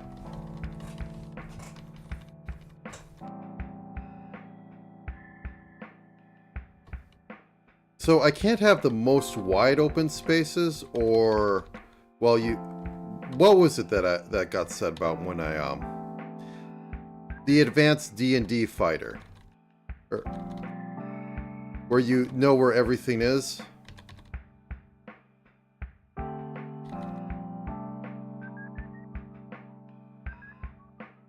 Or you know every enemy action, so you can just weave your way through it. I think some area of attack or area of effect ones will do that, but also having much smaller spaces, because having wide open room means you can just dance around everything. In a corridor where, like, you know, there's an enemy behind you and you now have to make a choice because you're going to get pincered in and take some damage.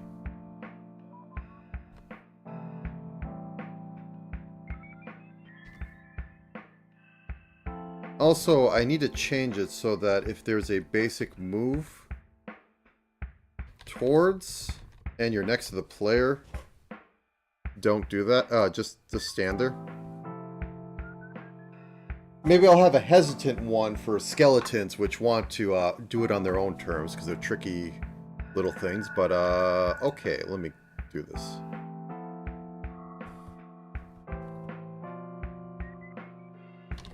Basic move.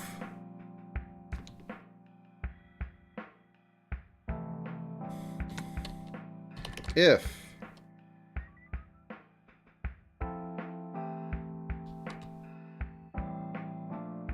Pathfind player grid, get index. Actually, wait, do I already have this? Nope, I don't. That's why I'm using it over here. So let me just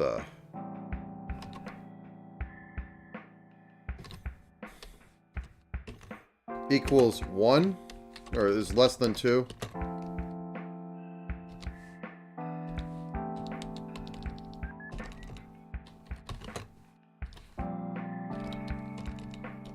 You already succeeded.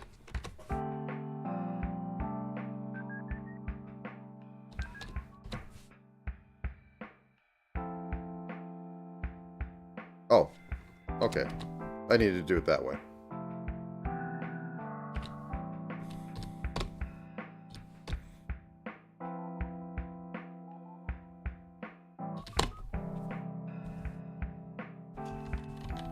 So now when I move next to something, it isn't just going to move away. Yeah. I might add something for tricky skeletons because they want to hurt you on their own terms.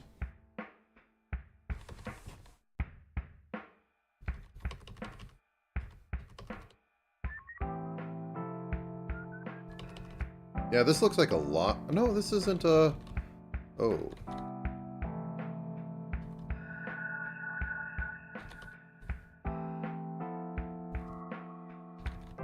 Yeah, as I said, wide open space, you are king.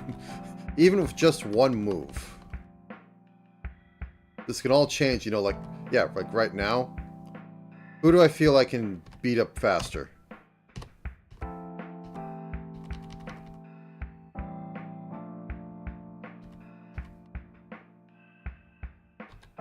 Also, I think I'm healing far too fast.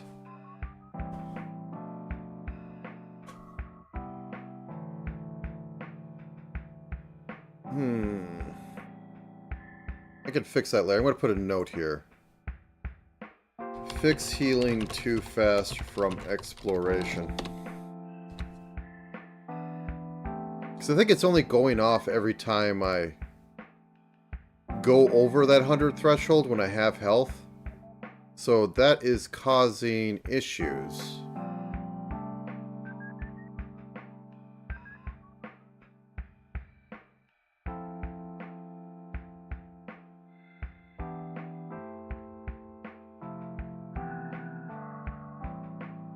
Okay.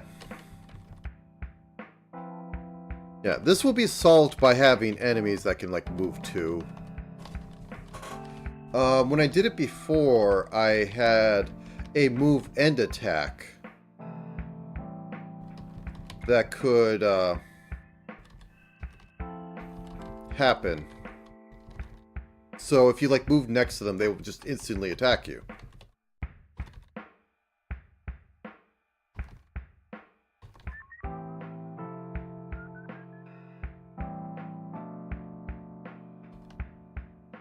Yeah, because this is really easy just to avoid everything. Especially the knight who moves every other turn.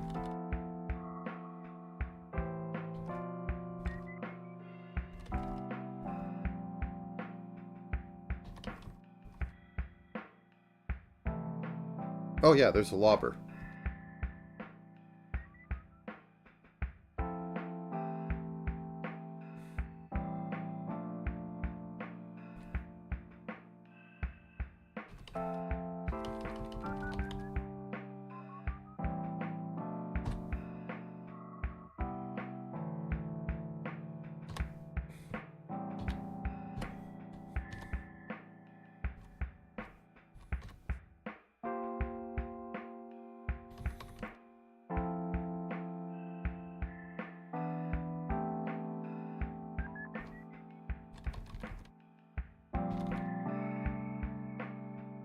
Sorry for being quiet, I'm just going through this and trying to think. Might have to, like, have cave maggots move too. Or always have a move action.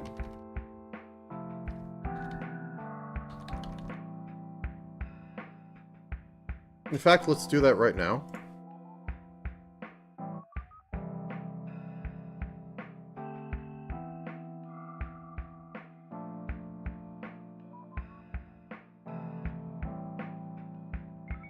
Where is the set enemy action?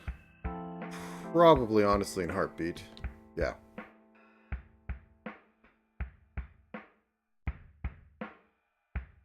Let's have the lowly slime be down here. And you can have the basic. And you, cave worm.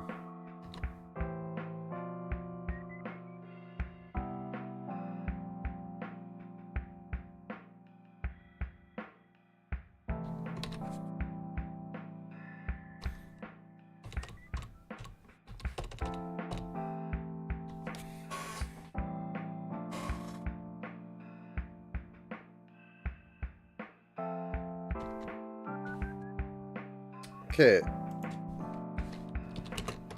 This is only set up for one attack. If you have an attack on the stack, exit.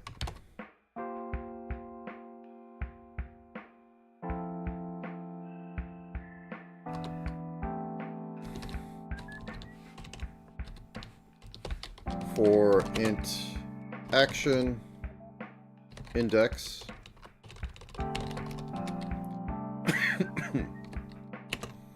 action index less than action max, max AI plan max. Oh, what is it called? Max entity action. There we go. action index plus plus. If entity list index dot AI plan action index dot type equals action no action, or I'm going to put on a new line because this is so long.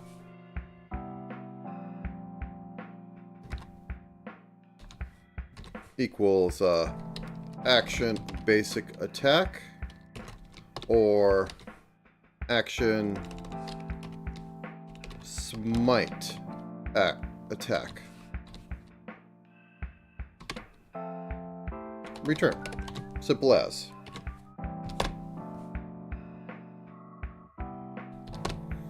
Now the grubs should move twice and attack me if they're like 2 away.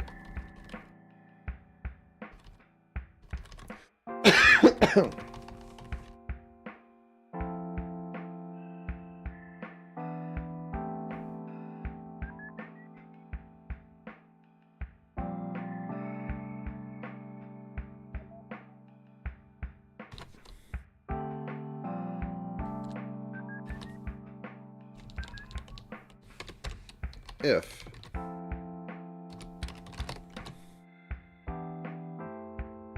yeah, that's more like it. Because they'll always have no action. No action should break out of there on an early exit. Oh, wait. Get rid of you.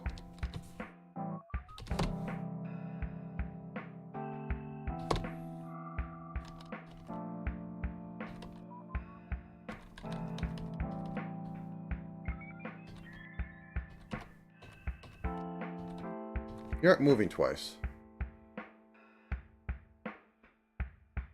Okay, let's back up off this. Void entity basic move int index. Oh. What's range got to do with it?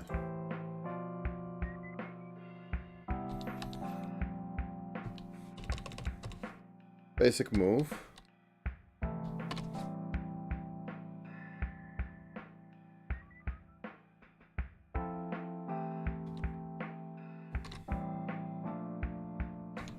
If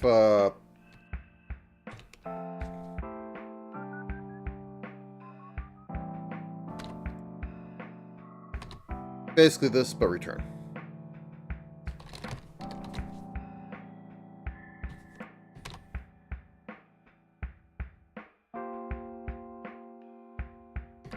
There we go. No weirdness, no nothing. We just have 2 moves on him.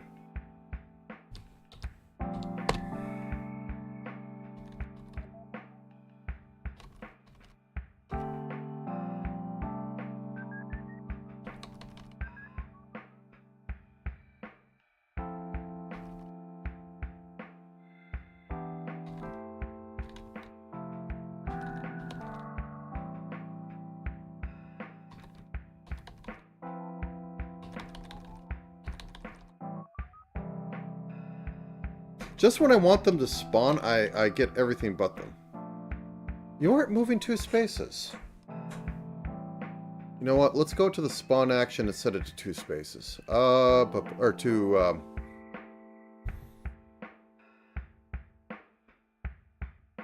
just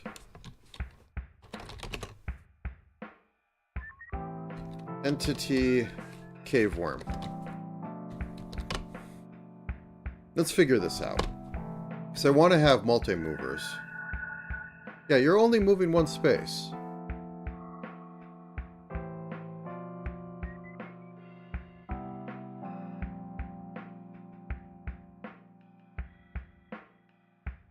Oh, because it's not going off the current one.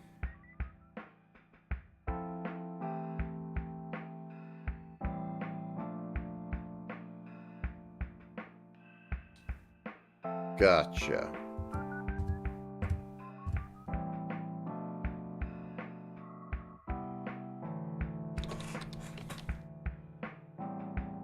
int current space index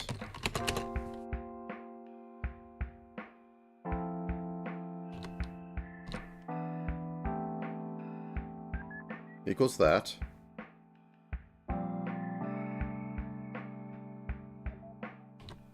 Well, I could have just moved all this up there. Okay. For int action index less than max entity action index plus plus. If entity list that action plan that action AI plan. Why are you... Oh, I don't have this.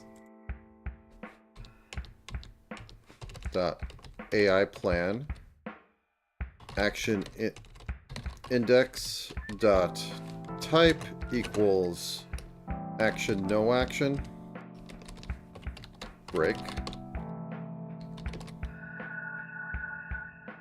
Otherwise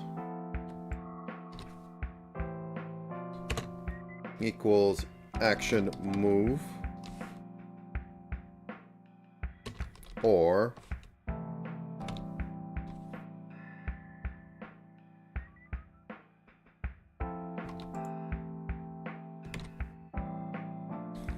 action move away move, then current map index equals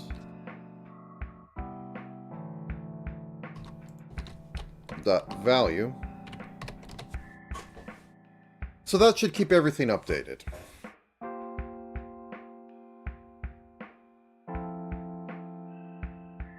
I'm going to copy and paste this for now, which isn't the best, but what can you do?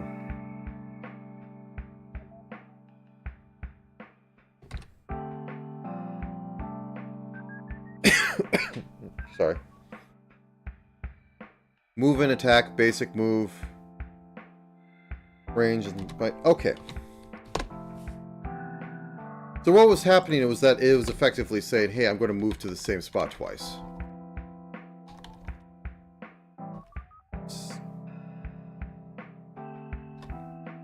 Now they're moving fast, but they are not showing their path.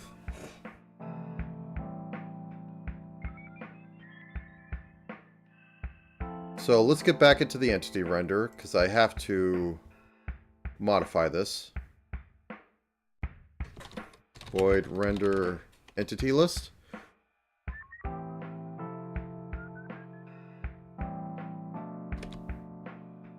Int action index equals get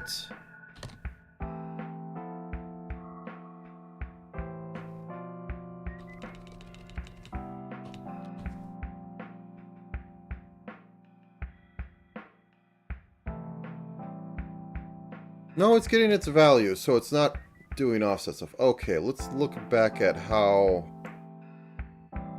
it's getting this.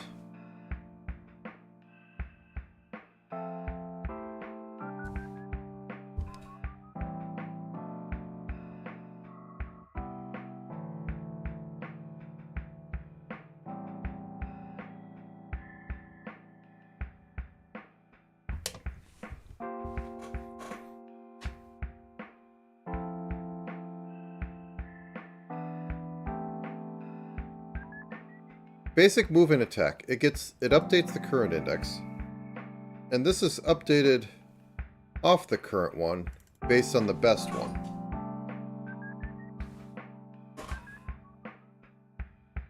So why is it rendering 2 away?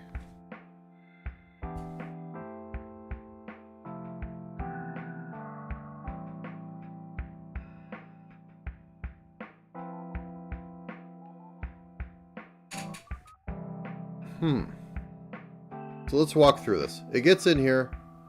You get your current map index. Nothing modifies off this. And they are moving correctly. They aren't like... Unless they do move through walls.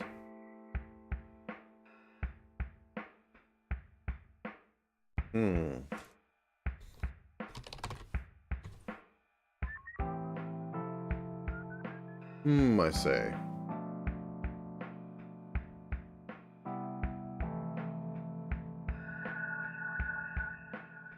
Okay. So I think I'm just going to spawn one of these in the room I'm in and start debugging from there.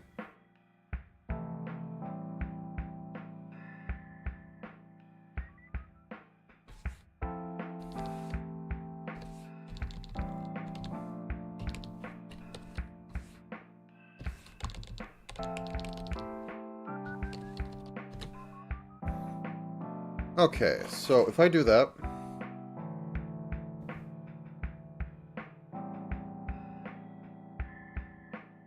and I go into its render,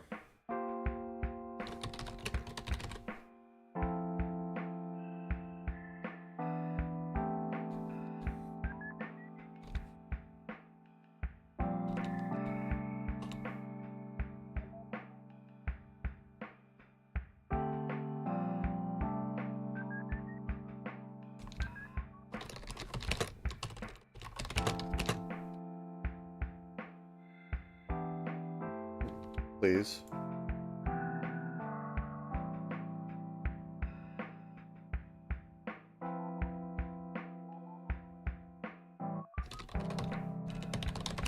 Action plan.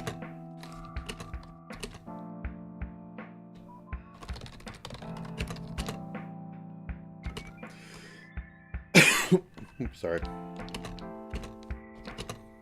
I gotta get a mute set up.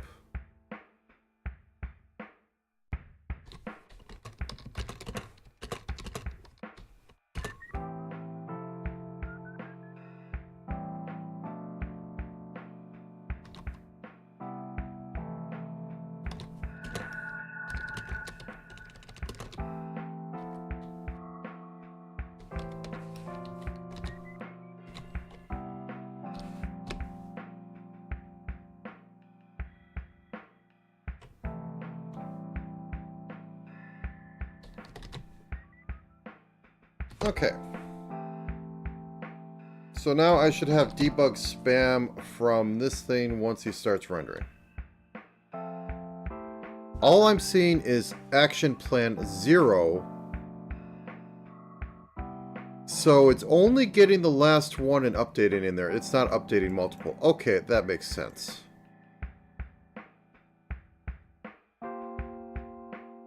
So down here, how is it working? Add AI. Okay, how does this work?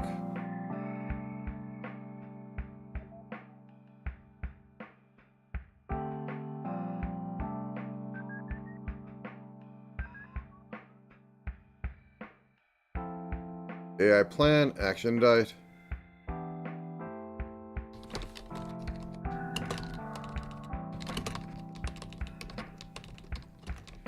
Adding to AI plan. Index. Action type.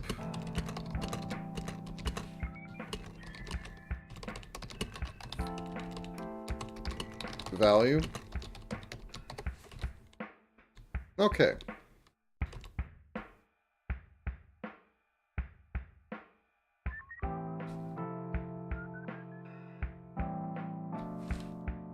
That's why.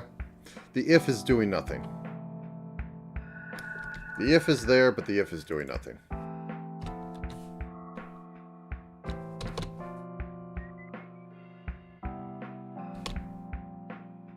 There we go. Look at that.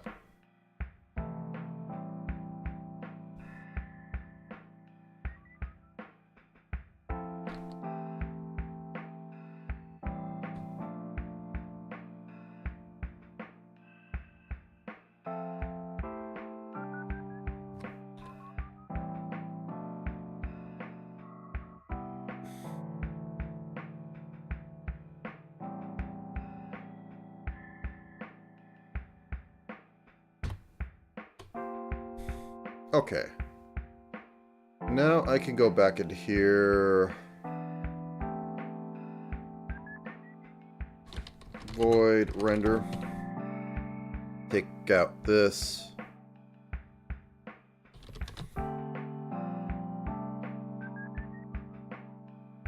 And then reset this to be sane. I might have to change this later, but oh well. And then up here we can just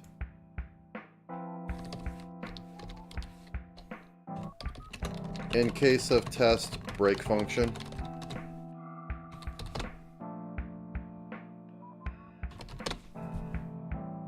Okay. Now we run this.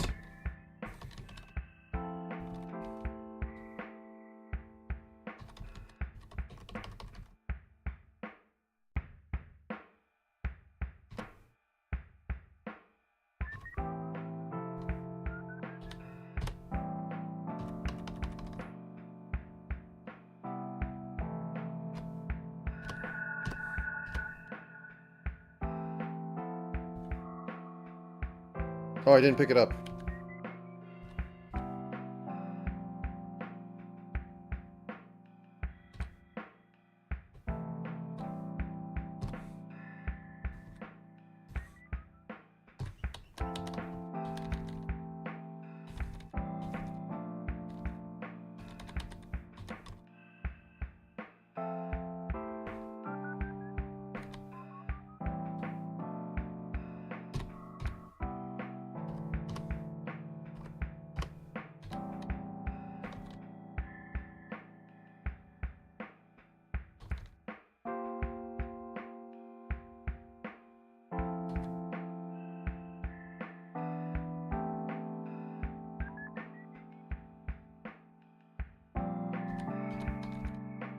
Start thinking. You know, I can add rare variants of enemies just based on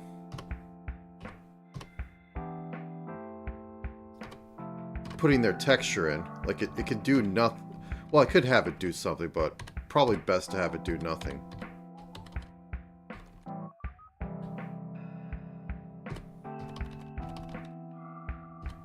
Yeah, the balance is all out of whack right now. Though it might be just I know how the system works. And that's, as I said yesterday, the point of the roguelike is to learn the system to exploit it to ridiculous ends. Because if it was all just random chance at the end, you couldn't do that. So there has to be a way to overcome it or reduce the random chance until the game is basically just, an exercise in execution. Like 4X games are the same way. If you are at the whims of RNG, you're just playing a slot machine game. And even now with like all the Balatro sort of games coming out that are based off incremental gambling and all that, you have to game the system or else it's like, oh, well, you could just put a bot to do it. Which I'm surprised there isn't like a game that is an idle game that is just like watch the bot gamble and see events happen.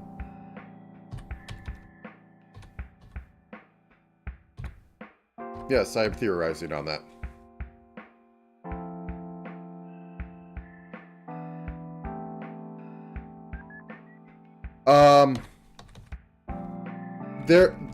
There are some, like ADOM. I watched somebody actually go through and play ADOM. It's a hilariously long and old YouTube list. Because, like, back when YouTube was, like, 15 minutes, he completely beat ADOM. And he would take a look at random bits of source code, because back in the days, traditional roguelikes, people just put the source code up and you compiled it locally. That was how it worked. So you could like look through the source code. And ADOM kind of has the reputation, I believe, of choose your own difficulty. Because you can grind. Like I had said before, ADOM is the bands, which ADOM is part of. Angband, I think that was the specific one. The bands are based on, yeah, bands. ADOM has an overworld map. bands don't. Anyways, genealogy aside for roguelikes, you could like loop on a level of Angband, or on a series of levels, so you can get all the items you need. And basically, if you know what the boss is, you can over prepare for it. But Angband also has either through glitch or choice, acid dragons' breaths are unresistible. There's no like proper full resist acid, so they could always just kill you by breath weaponing you to death. And what's worse yet is that you have multicolored dragons, which you don't know what their heritage is, because it just like rolls 2 or something, and then it could use either breath weapon of either one. So I remember after all his setup, getting like all these like death runes and all this other things to avoid like dying. Like these runes you could get that would like take the final hit and like heal you, like literally Minecraft totems of resurrection. Maybe not exactly or close enough, or maybe they just added a bunch of health. Either way, I just remember him setting all up, and then you have to go down and kill. Is it? I think it's the Bang series was based off Lord of the Rings, so I think it might have literally been go down and kill Sauron in the dungeon, and he got down there and he just like he did like the first volley of like whatever wands he had that deal massive damage as distance was closed. Then he just started hacking away, and like 5 turns later, it's like, oh, I won. I guess I was over-prepared. And this guy spent hours like going around in loops and dungeons to get all the equipment he needed. Because that's just what you can do. And he just overdid it because he was doing effectively a let's play and wanted to show it off.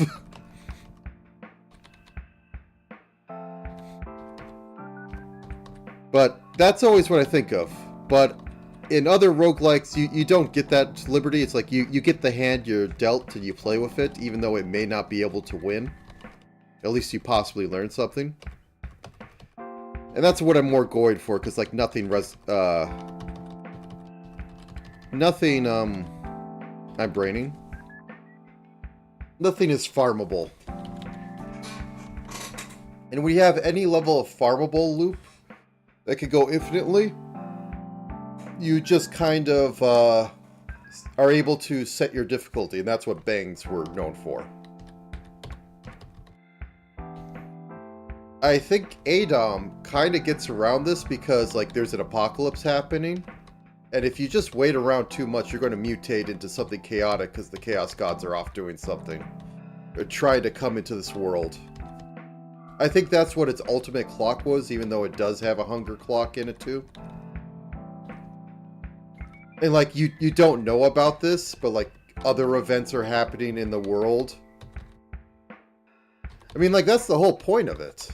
And like Angband also had you could ascend if you knew the special ways to get into the other temple, and then you pray at the right altar with the amulet. And the Amulet of Yondor, which is Rodney backwards. Because I think Rodney was like one of the main programmers or a friend of the programmer of Rogue. And that's where it comes from. And if you then ascend, and like it has its other ending. Yeah. And the funny thing is you could still bring the Chaos Gods back by praying at the wrong altar with the amulet in the other thing. You just become a Chaos champ. You just become like a champion of them instead of, you know, like a random mutated blob.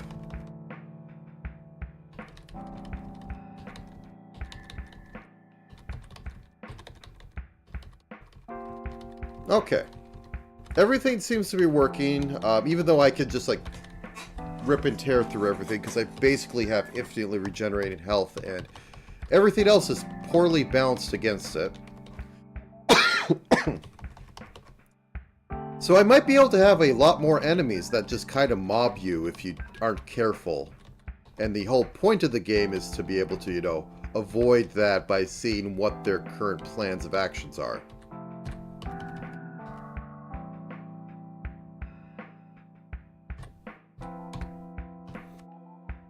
Actually, I'm going to test something.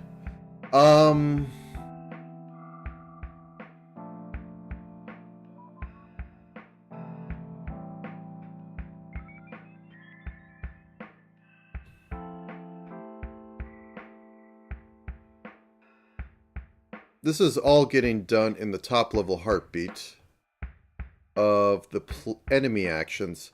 I'm going to have something called void generate enemy actions.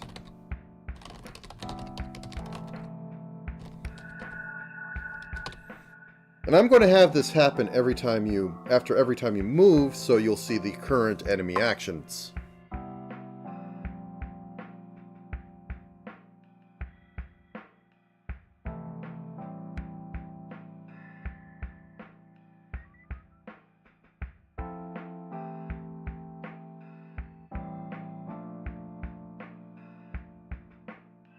So it's going to be exactly like this. We're going to move this out of here, because we don't need it.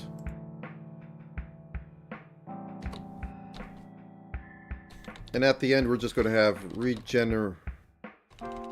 generate enemy action.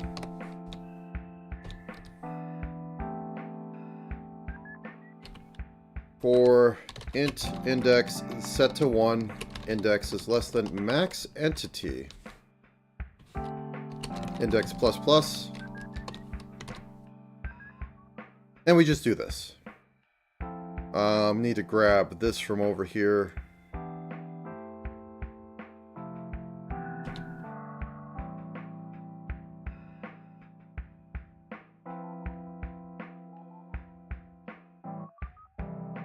Honestly, need to grab this as well.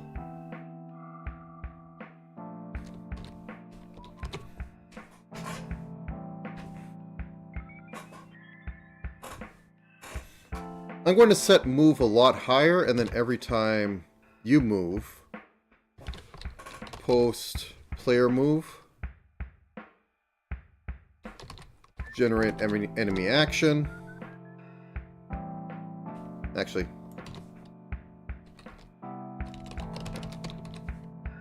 there we go. And I'm going to go over to top level, reset player,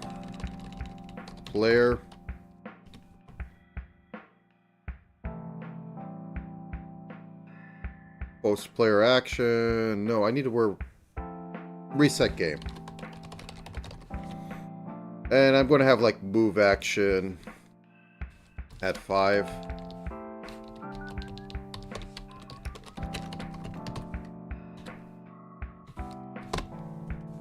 So now if I am correct and I have this all...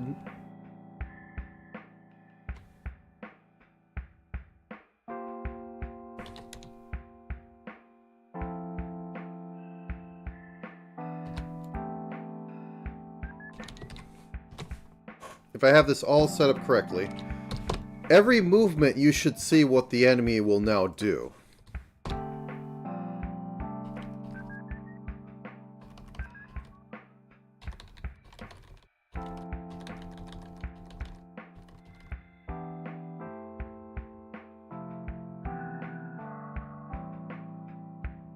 Oh.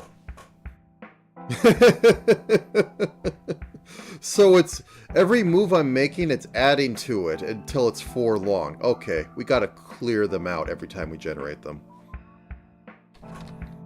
My bad.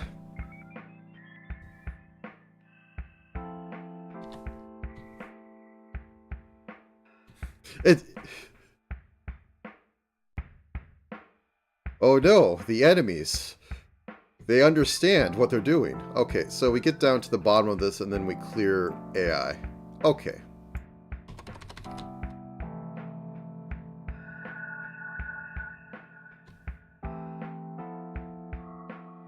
What's the joke? Tihi eto peru. Okay. There we go. Now they should only move up to their maximum AI. So yeah, you see he wants to throw at me, but if I move here, he wants to throw at me when I move there, but if I move out of there, he wants to move closer. Now he wants to move away.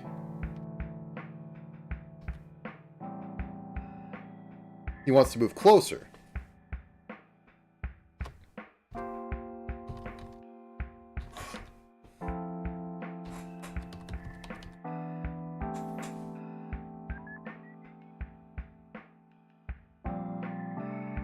And I should have like a little thing that says like end turn or something.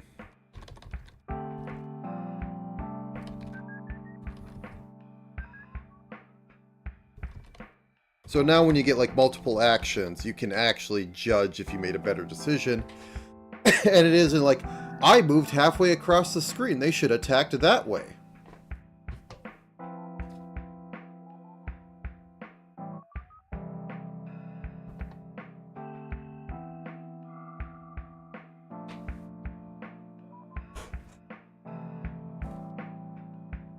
So you can't exactly like roll out of attacks, but you... Well, you kind of can if they're like right next to you and they say, I'm going to do this attack action. Well, maybe not.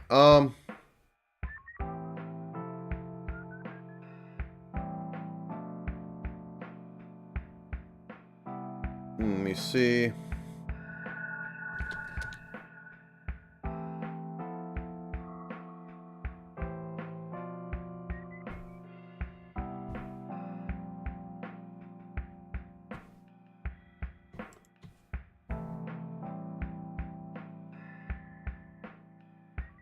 Post player phase has entered room, da da da.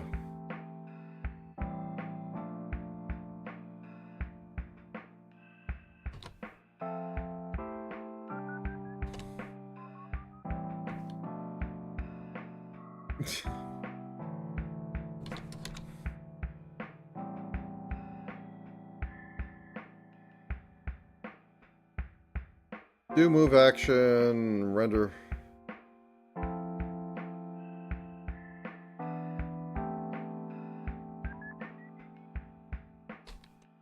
If end turn,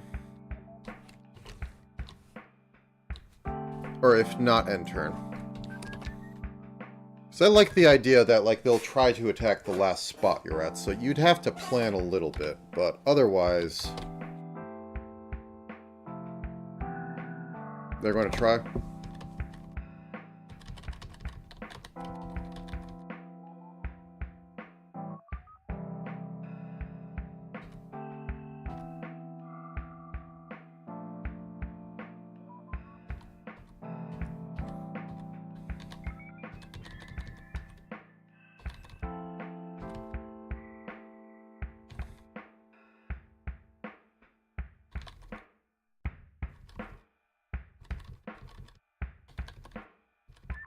Or maybe it should always be. I mean, like... Yeah. Okay. I'm going to stand up for a bit. I'll be right back. Stand up yourself if you can.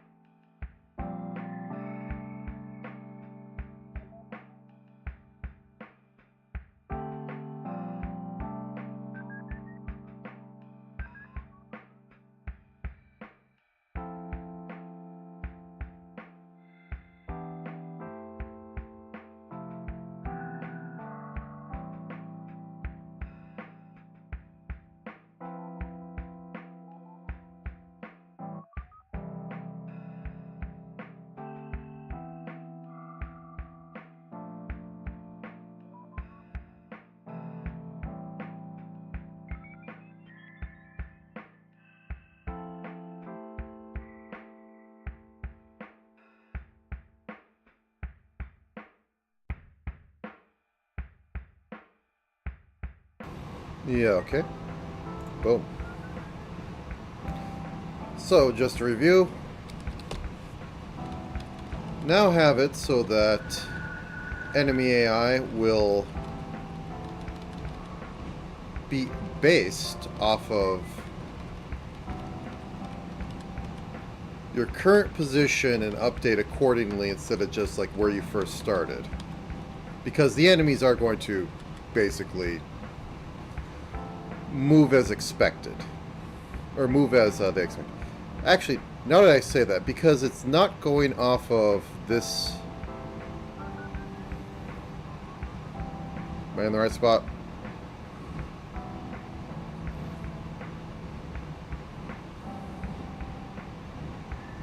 Yeah, let's move this back up into player move, because the enemies are going to adjust.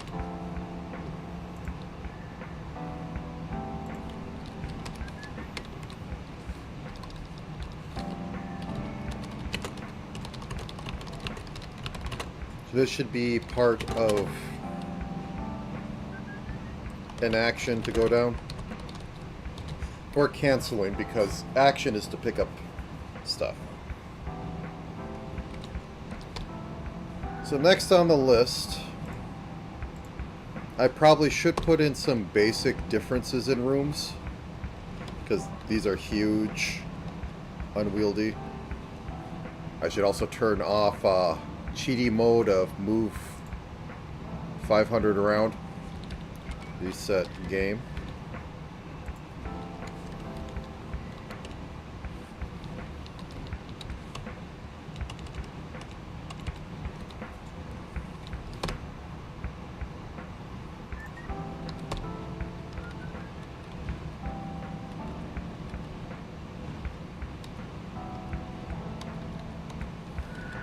Probably also say how they smite you or throw stuff. Oh, I died. Surprisingly. As I said, like the regeneration's a bit bugged right now. I think there's also a bug of if you have an item or something. Aren't you supposed to move every other round?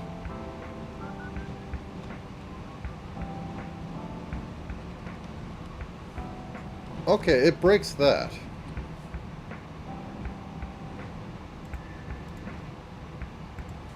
One second.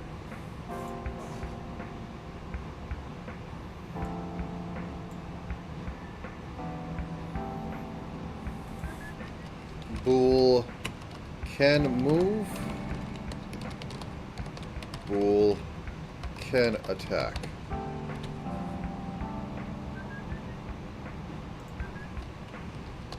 True. True.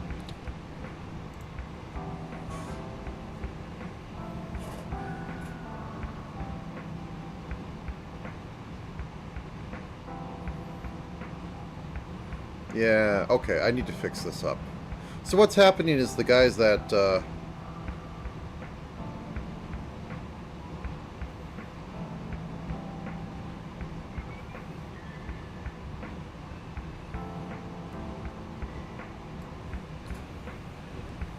let's just have it basically can act.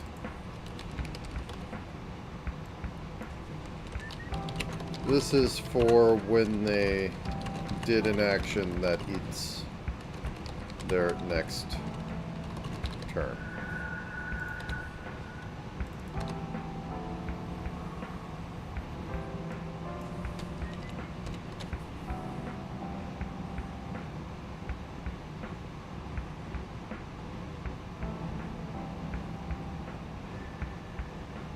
So down here,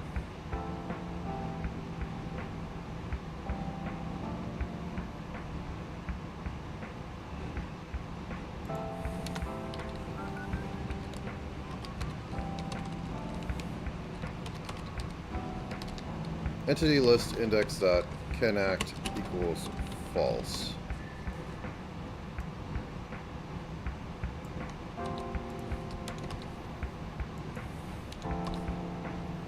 So this is how it's supposed to work. So, back over here.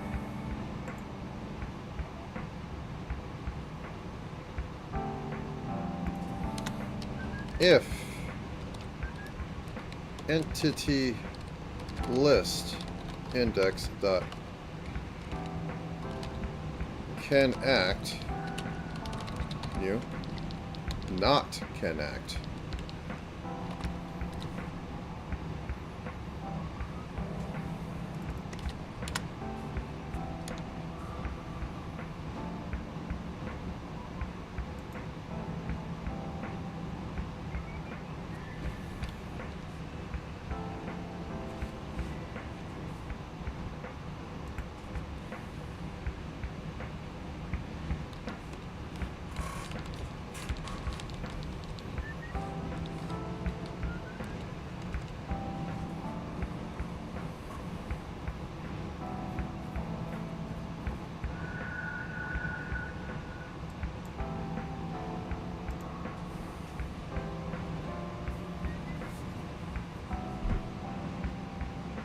Okay, so we get into here. This is what we're using before. Perfectly fine. So we execute the action. Then we continue.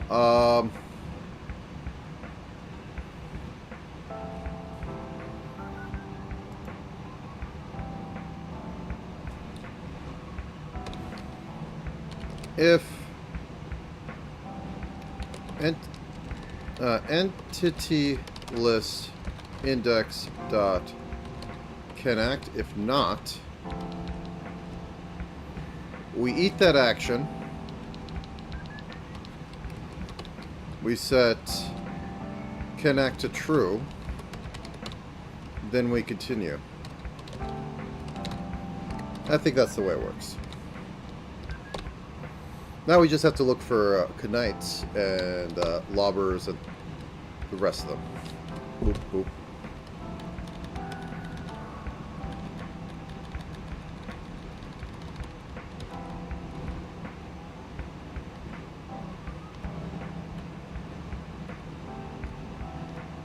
Nope, that's not working right. The Knight's working right.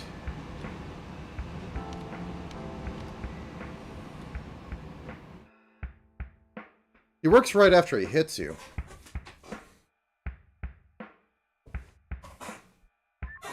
Actually, I think I need to have another action of attack only.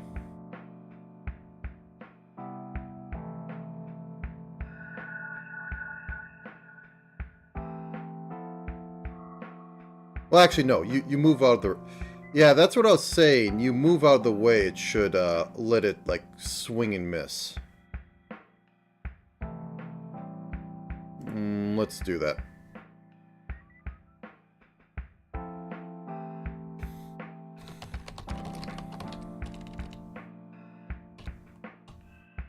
No, wrong one.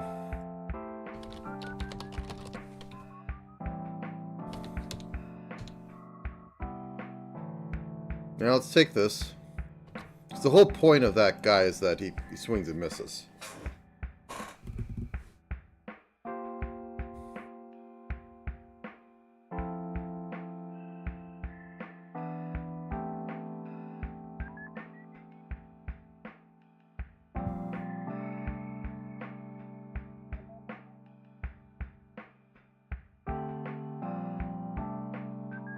Actually, I'm thinking.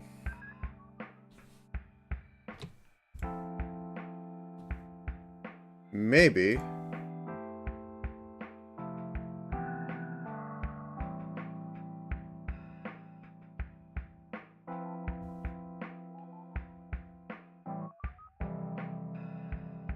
Nah, let's keep it like this.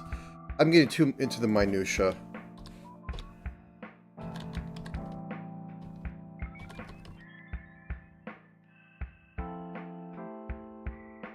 You have block and stuff in order to mitigate damage. You don't need to be able to get an attack off and then have it do that. If he's attacking, it's just to keep it from, like, doing lots of damage. Or possibly you tank a hit so that you can, like, move out of the way without him moving.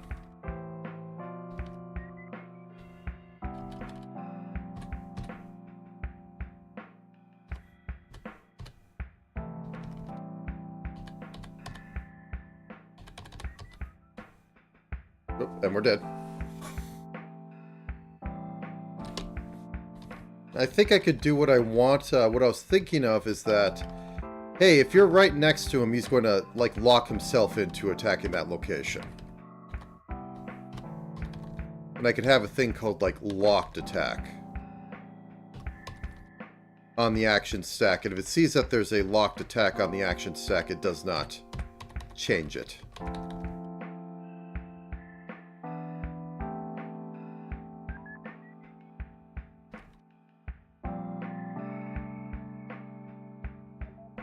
Maybe, but not today.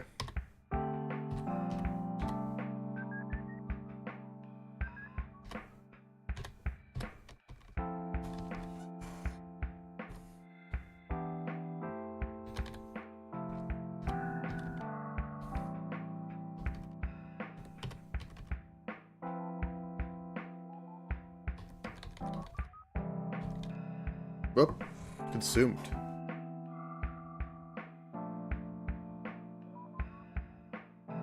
Okay. So let me think. The next thing on there, I probably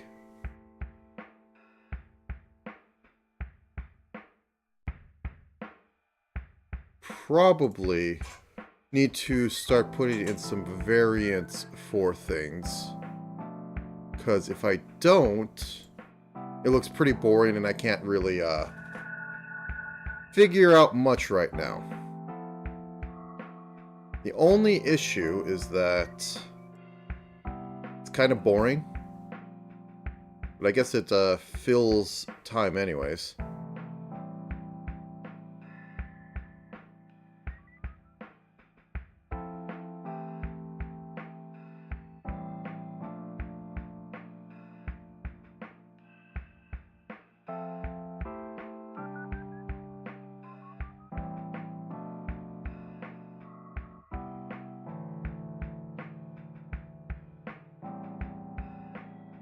Okay, yeah, let's do that. That's the fastest way to get any sort of valid feedback, and then we can start putting room stuff in. Okay. We'll just make some basic rooms. Do I have them hiding in the construct? Rooms. Okay, you're hiding in grid. Right up at the top? No. Right down at the bottom? No. Is it in dungeon yet? There you are. Empty room.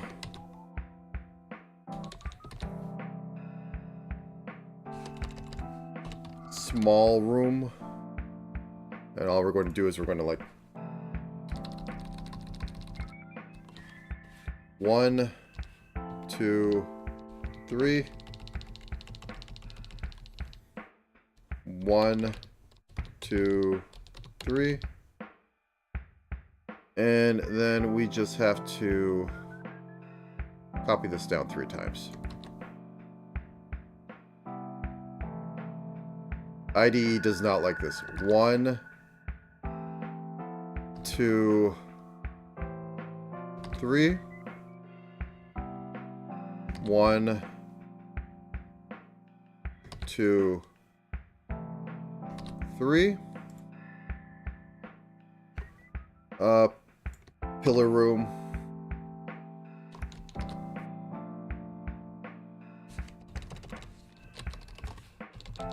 And we're just going to go like 1, 2, 3.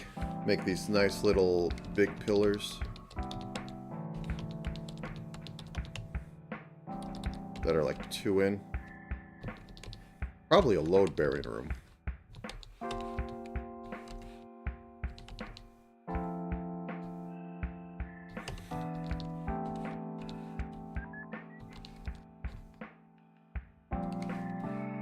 Nope, it's supposed to be 2 up. 1, 2, getting flashbacks the other year where I did this sort of thing, but I had it like in a stitching system, so they had to be meticulously lined up with each other, and they were all set up by biome and all this. I think the effect was really good. It's just yeah.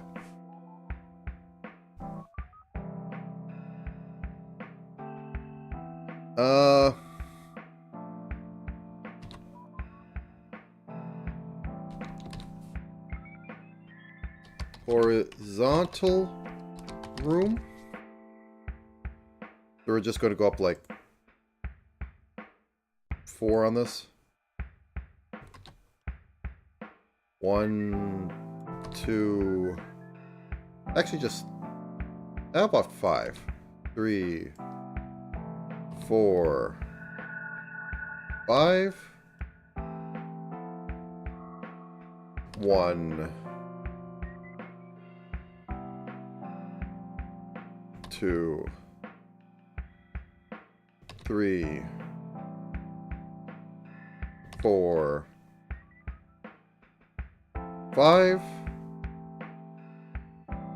And then we make a vertical room, which is the same thing, a vertical.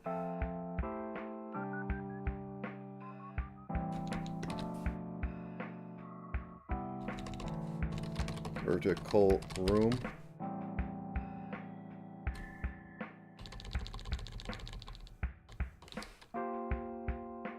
One, 2, 3, 4, 5.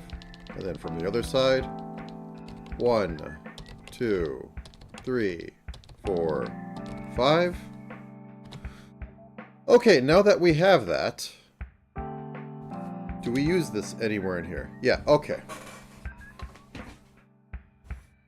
And generate layout.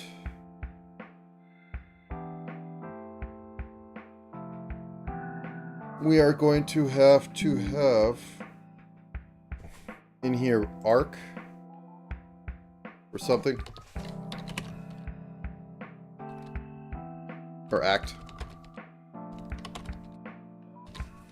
But for now,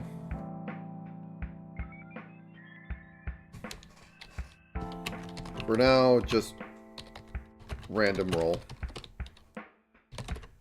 Int roll equals rand. And how many of these do we have right now? Like 6. 1, 2, 3, 4, 5. 1, 2, 3, 4, 5. Yeah, sure. Okay. 5 case roll.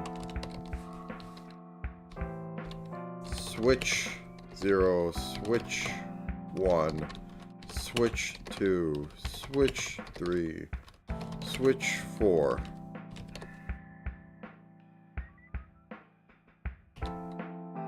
And we could do stuff by, like, act to make it better. First, I'm going to copy all this over.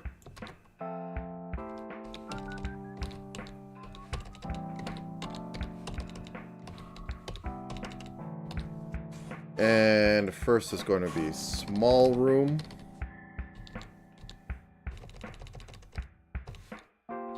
Pillar room.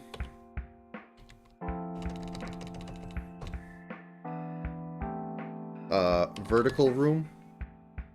And then horizontal room. I think I flipped these two, but it doesn't matter.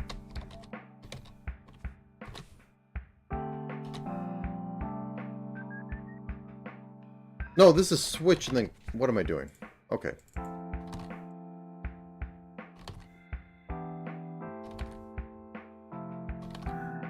I'm switching switch and case, and I'm making the cases not correct.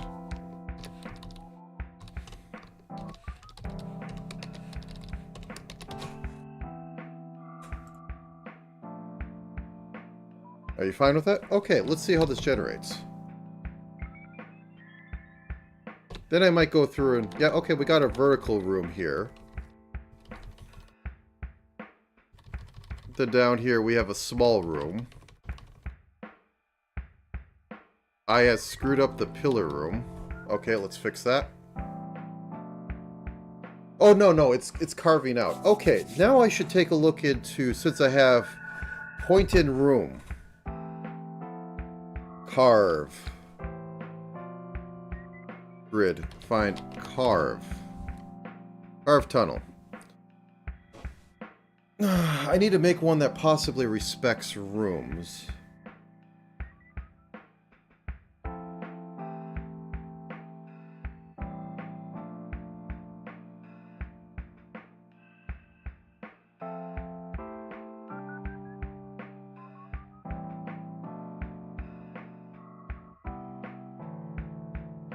Okay, I'm going to have this.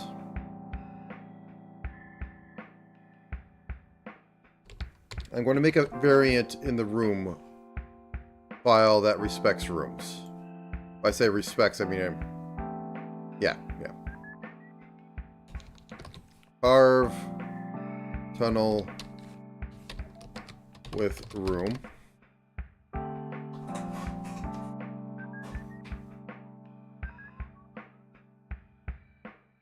So when it's in a room and it hits a tile that's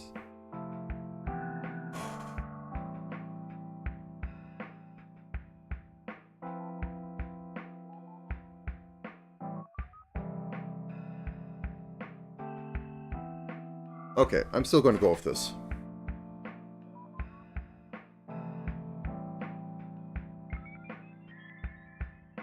Bool in room.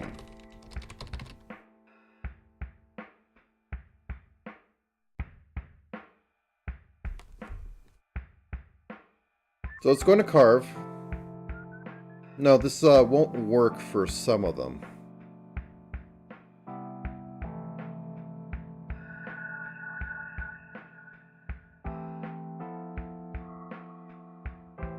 Okay, it's only going to care about the start and end room.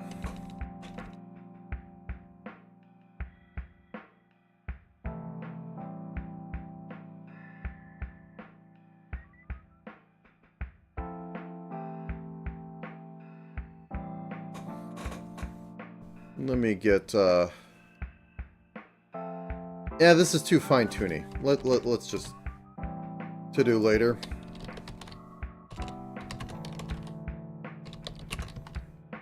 Make it so it doesn't destroy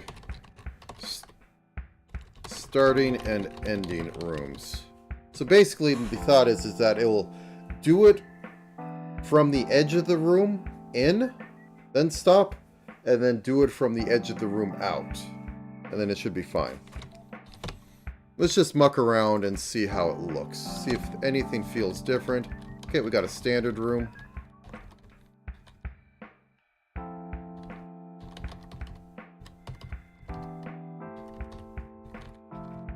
Another standard room.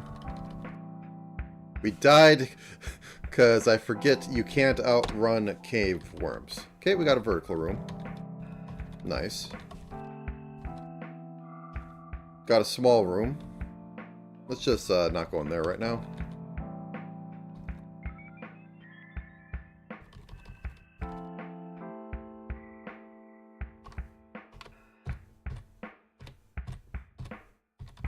Okay.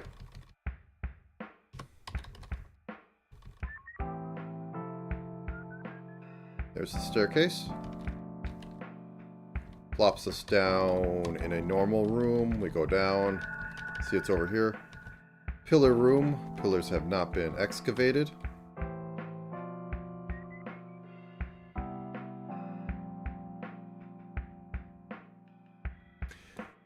You know what I can do?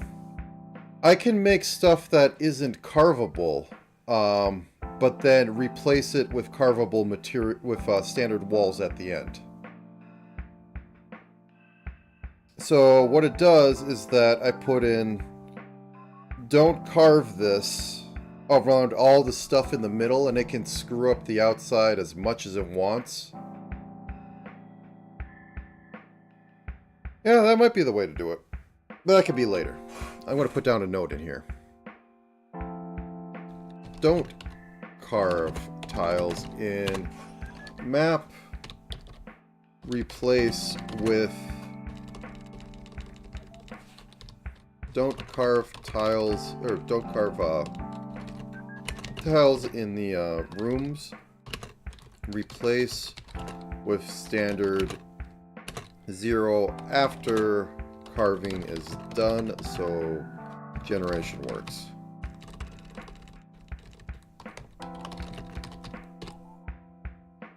I can't spell. Oh well.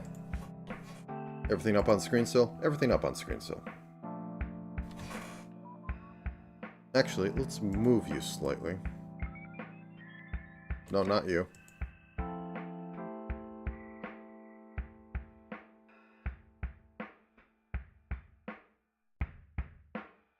Screen chat. Where are you, window? You're on top of everything. Let's test audio. There we are. There we go. Everything's better. Okay.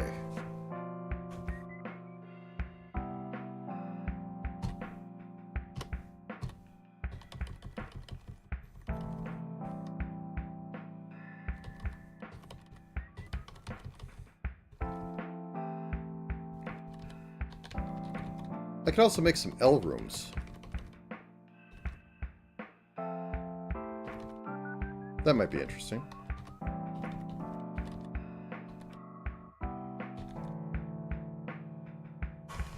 And as I said, like, for other levels, I can make somewhat... Like, for the green one, I can make them, like, more organic looking with edges and stuff.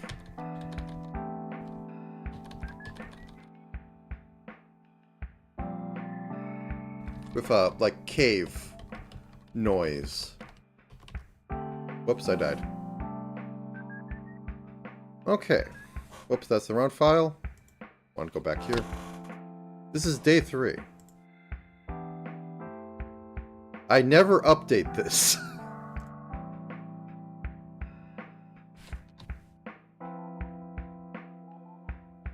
We're basically half over. I mean, this is technically a working game. Well, I mean, I just have to have like a you died screen.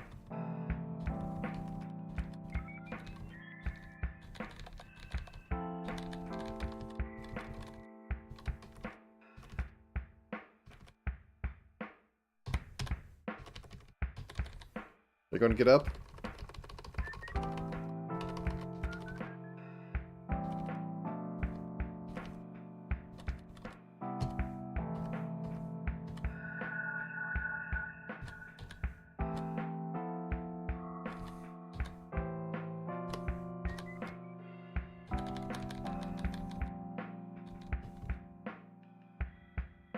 Spooky, scary skeletons.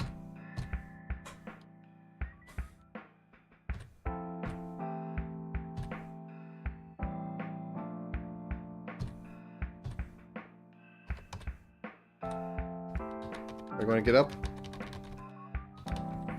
No.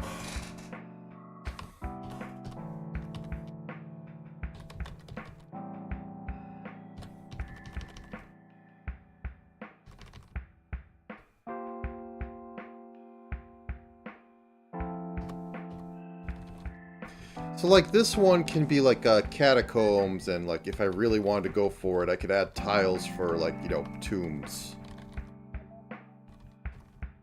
That are also wall tiles, but, yeah.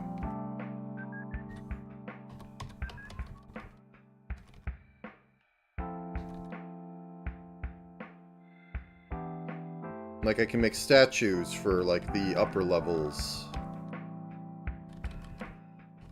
Bottom one, I don't know, crystals. Add a little crystal punk. Okay.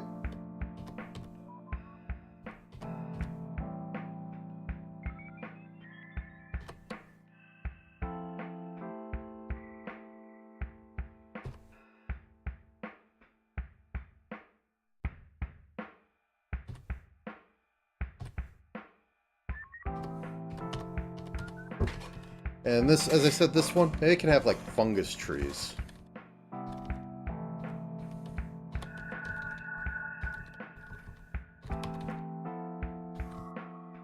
And I can have it like put on the edges so that they like,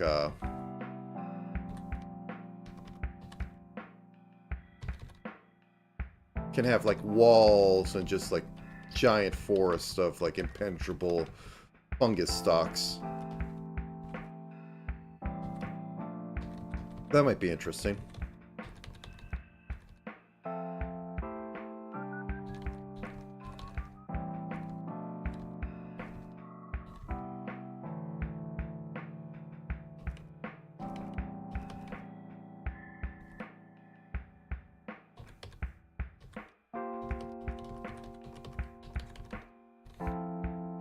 Sorry, kind of zoning out.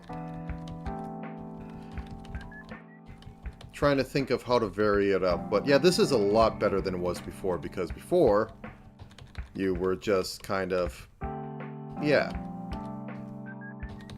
not well set up.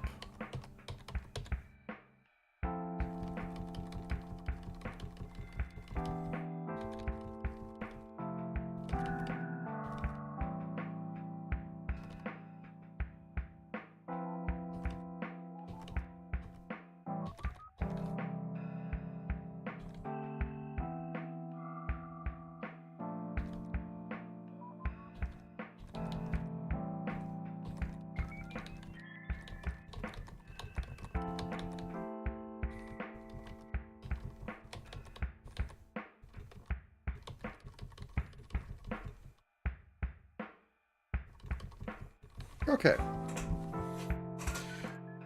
So, I'm going to table the idea of improving the generation for a little bit. I will get to it. I have ideas on it.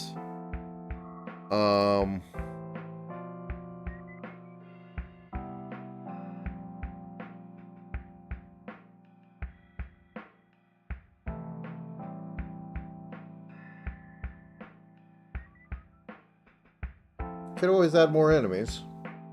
I mean, I do have them sprited now.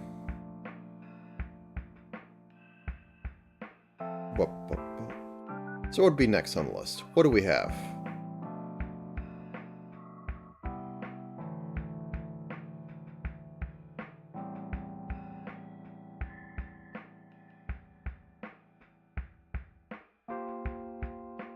I'm going to have to turn off like the spawning stuff, but yeah.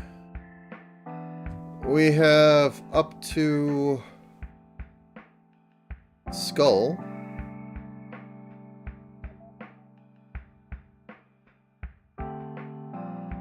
So Edge Crawler, that's going to be an interesting one.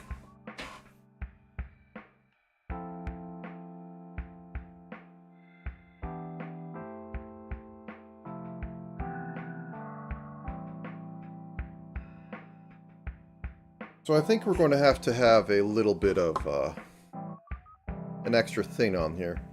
And I'll call it AI.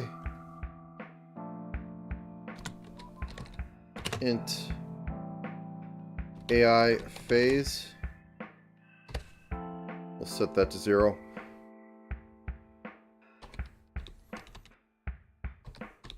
AI phase equals 0. Let's go over here real quickly on top level stuff. Start spawn enemy. Once again, just setting this up for testing.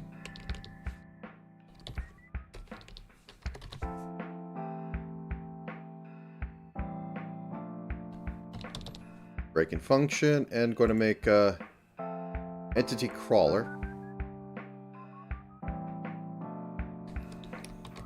Entity crawler.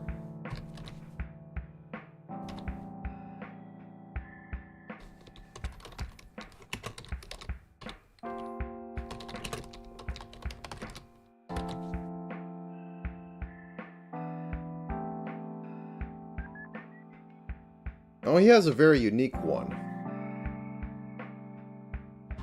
So he might not even fall into the rest of the standard AI stuff. Anyways.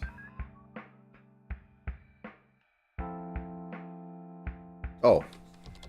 Yeah, I just do that. case, entity crawler,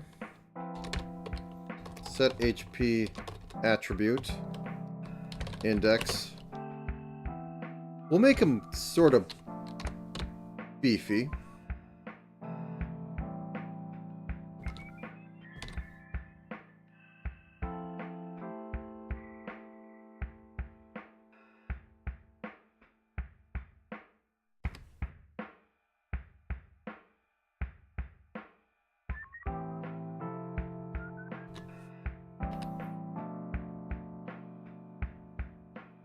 .128 by 16.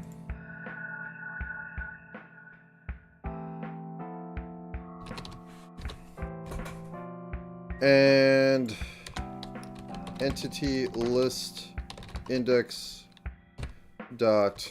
I guess he gets a byte. Let's give you a byte.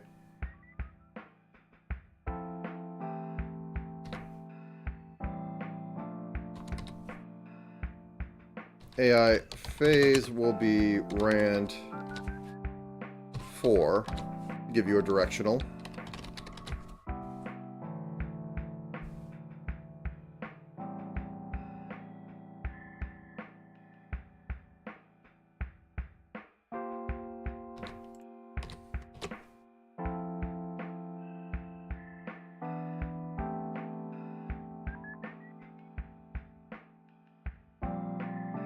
Now we're going to have a special action for him.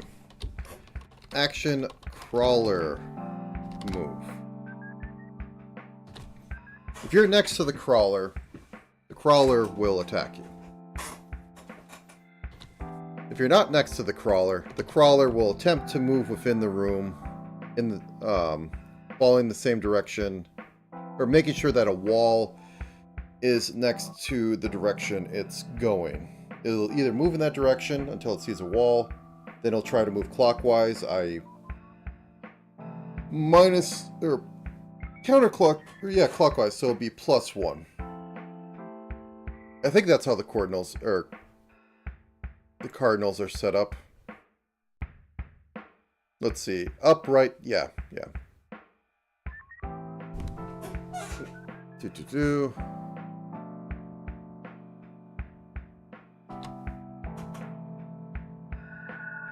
So down here,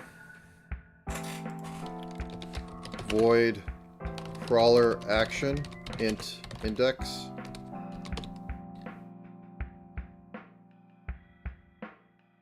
We get this. If player pathfinding grid current map index less than 2.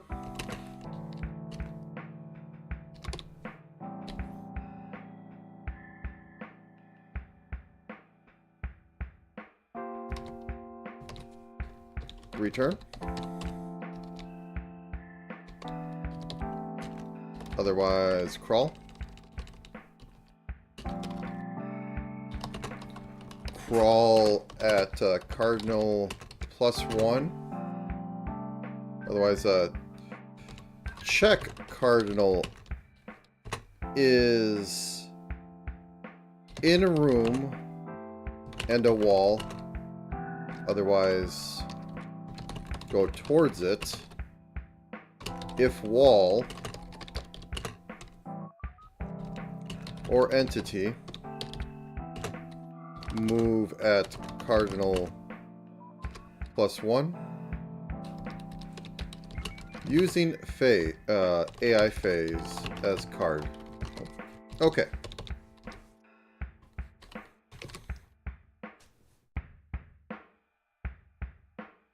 If open space index current map index plus cardinal offset phase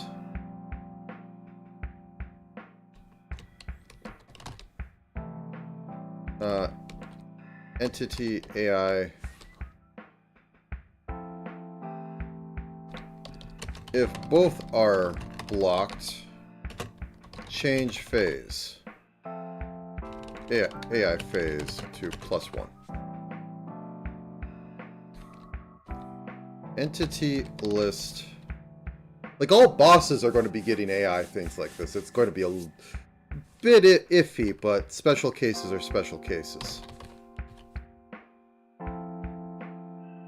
AI phase.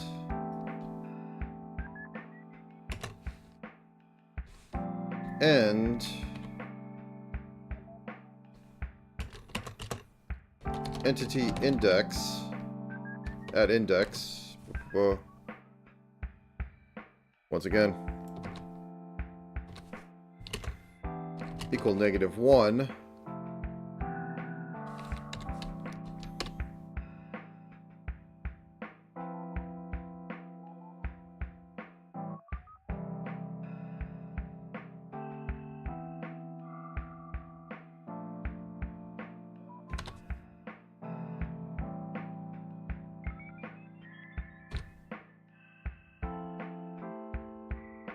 Why are you throwing a fit?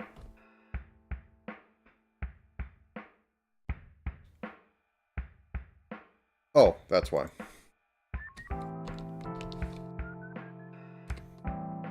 There we go.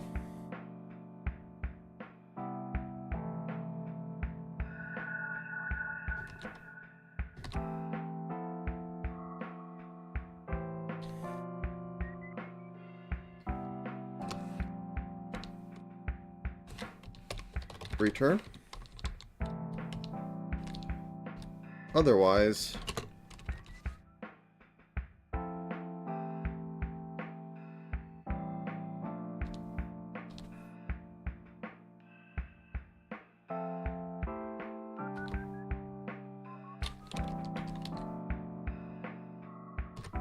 if wall or entity, move it card. So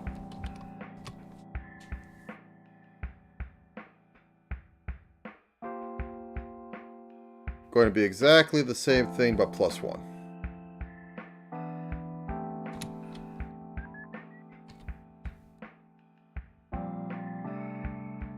So I could do this in a little loop. For int offset 0, offset less than 2, offset ++. You're going to double up in a, which I hate.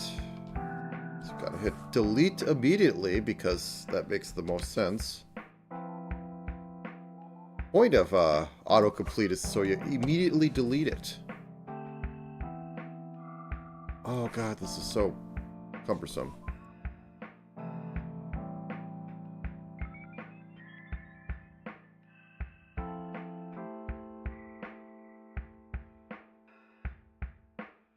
Oh, I need to have that.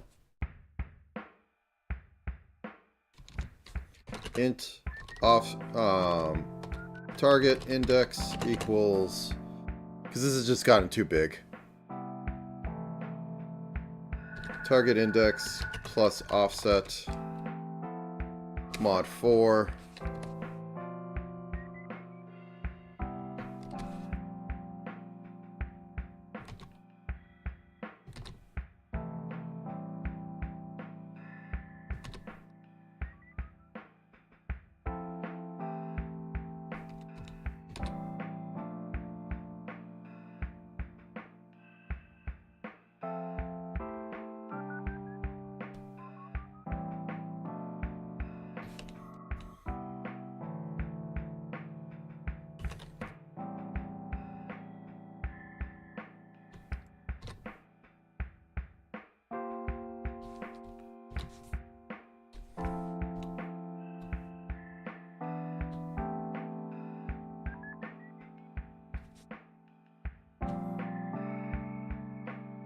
What the heck is going on now?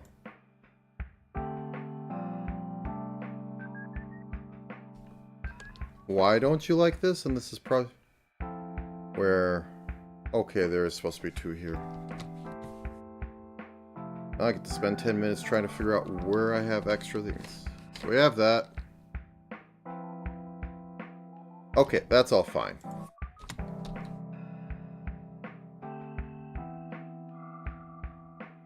then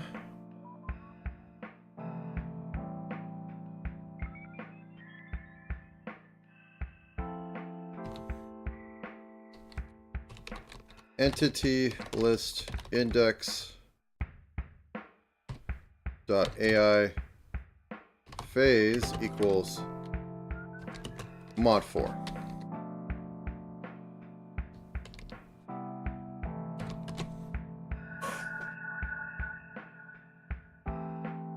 Oh no, +1.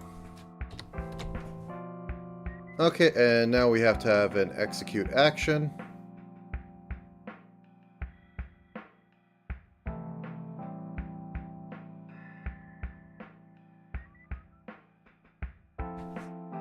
This should be down further on the list because, yeah, it's rarely going to it's going to happen more often than skeleton revive.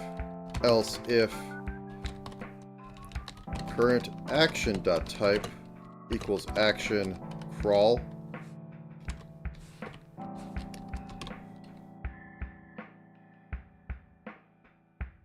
I love how it spawns that extra close bracket. It's so useful to screw up all syntax and make me wonder what happened, because it made a character I didn't expect. Okay, anyways.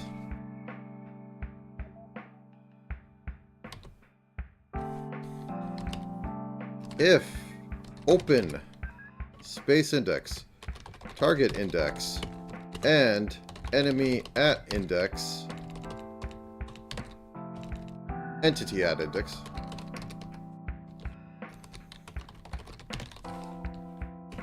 equals -1,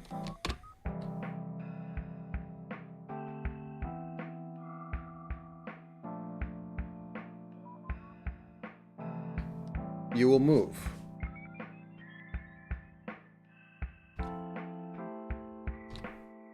And did move will be true.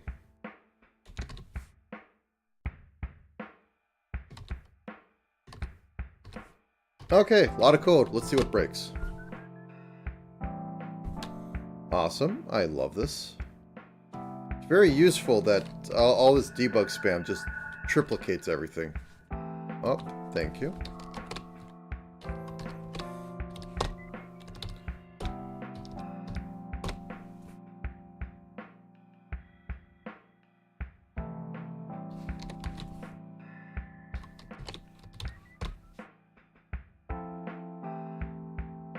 Oh my god. Okay, where? There. Just... Okay. Now we should have a crawler.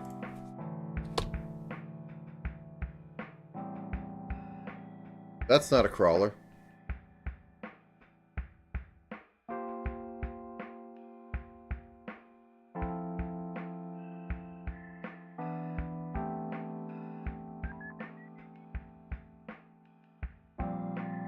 Yeah, spawn enemy. And this should return entity crawler in my skin.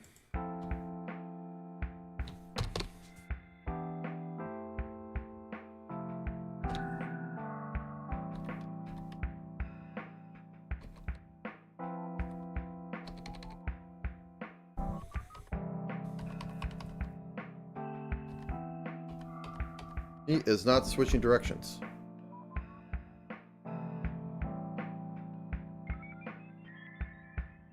Try this again. Maybe I think he just hits the wall.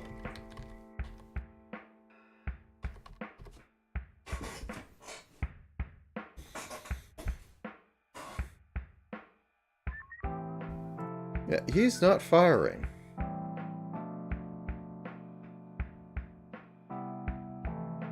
Oh, because he's not set up in the list, that's why. Okay. Yeah, so in heartbeat...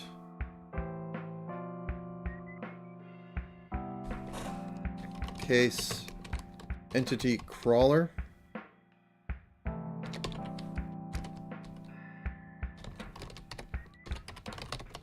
There we go.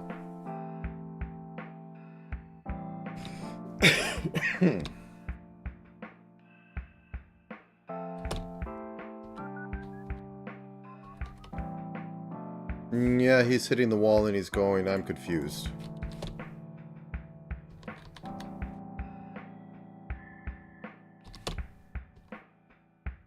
Did you just teleport?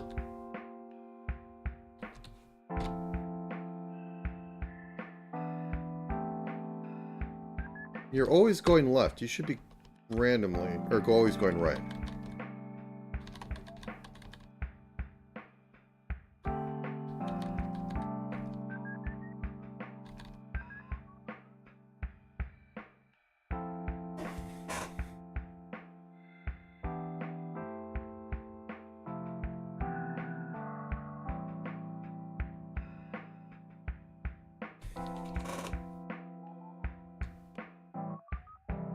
And point in room.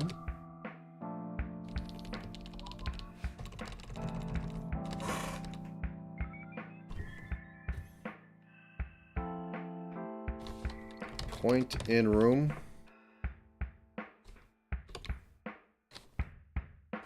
We'll point in any room.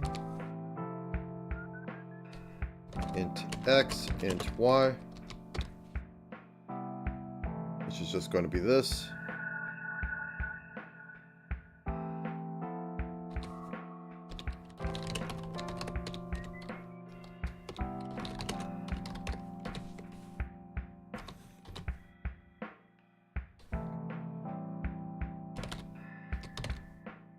Any room.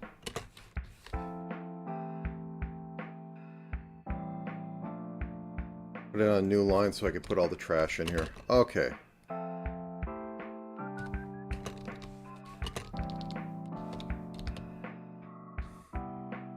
Target index mod map width. Target index divide map width.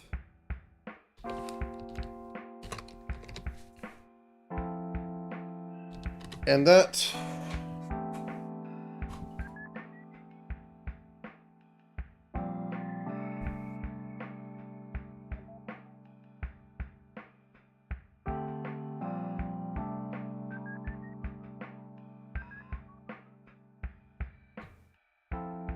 oh, wait, no. That's probably why, because it wasn't doing the offset. It was, yeah, that's a good possible reason for it. Anyway, let's run it.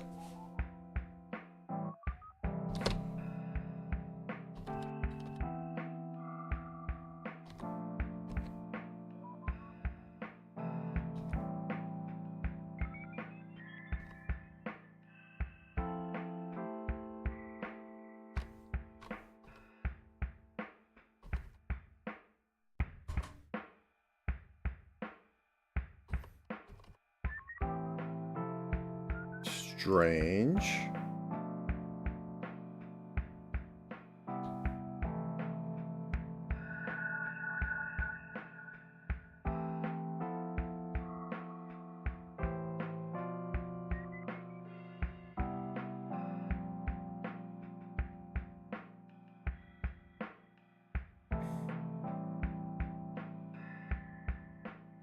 The current index. Oh. No, this needs to happen in here.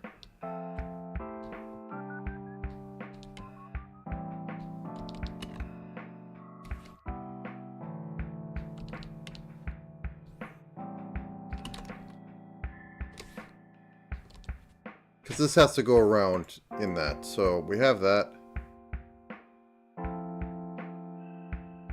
Yeah, and this is fine down here.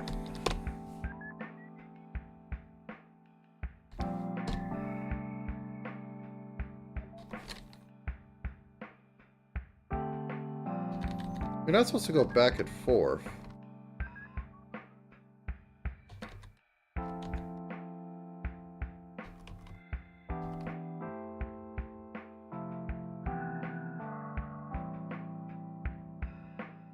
Okay. He was just lost and looking for his wall.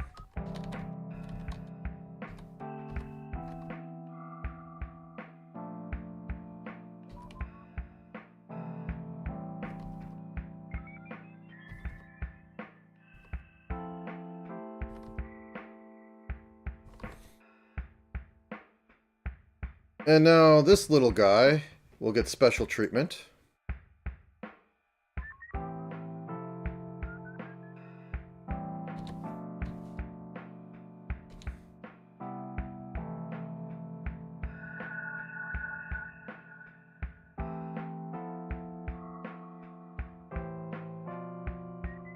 So get in here.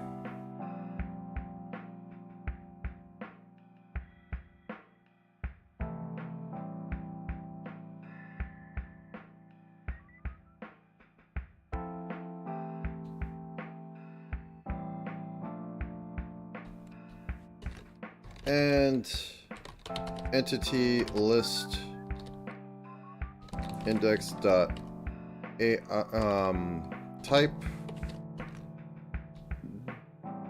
does not equal entity crawler. Because it'll look odd if he goes off screen and then, you know, like, oh, he stopped moving and all that.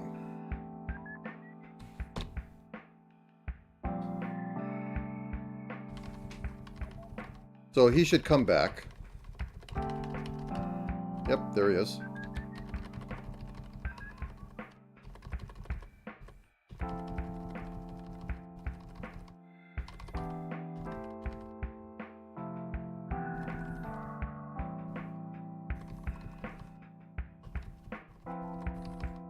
Well, it works.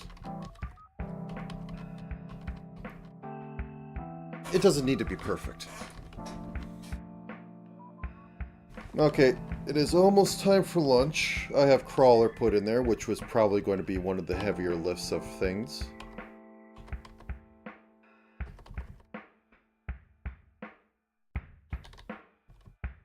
This is a happy guy.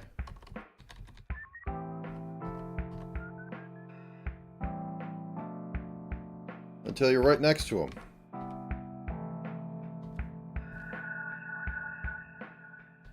Then he wants to murder you. If I stand here, he'll smack me to death. Until I move away.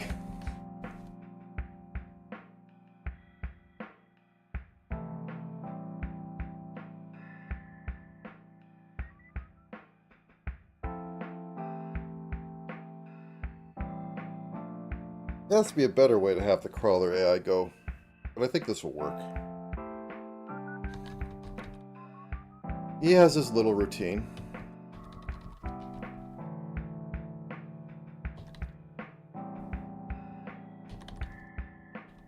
It's just funny that that's considered the edge of the room.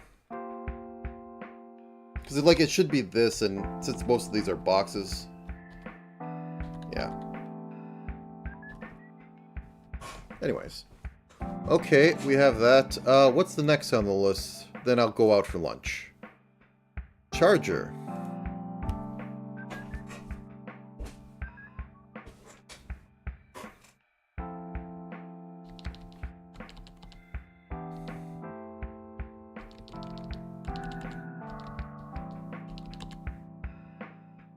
So this one's also going to have a custom. This is going to have a custom.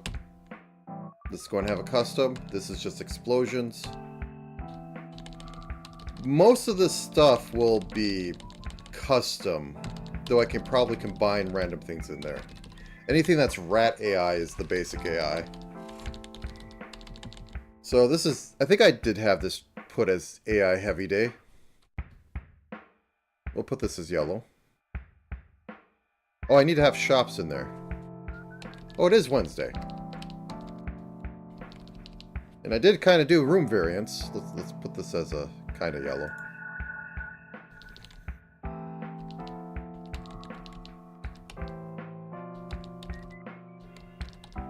Need more enemy AI.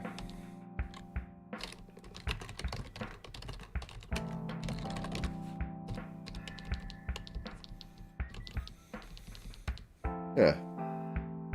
And I kind of have actual transitions. I should probably be doing shop and stuff then instead of all the enemy things. So I guess after lunch, I will be having shop, which will be basically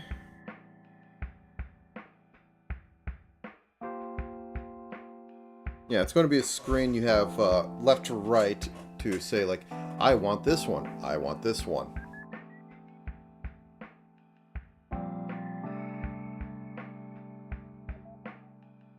Yeah, I still need more items to make that worthwhile. I still need to do a lot of things. Okay, anyways, I think I'm going to stop this for now. And I'll get back at 2 Central in like about 2 hours-ish. Continue on with that. Either way, thank you for joining. I'll see you in a bit.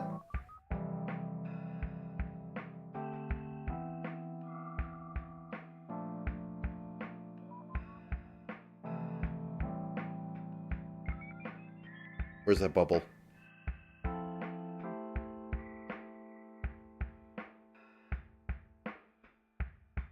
Gotta be there somewhere.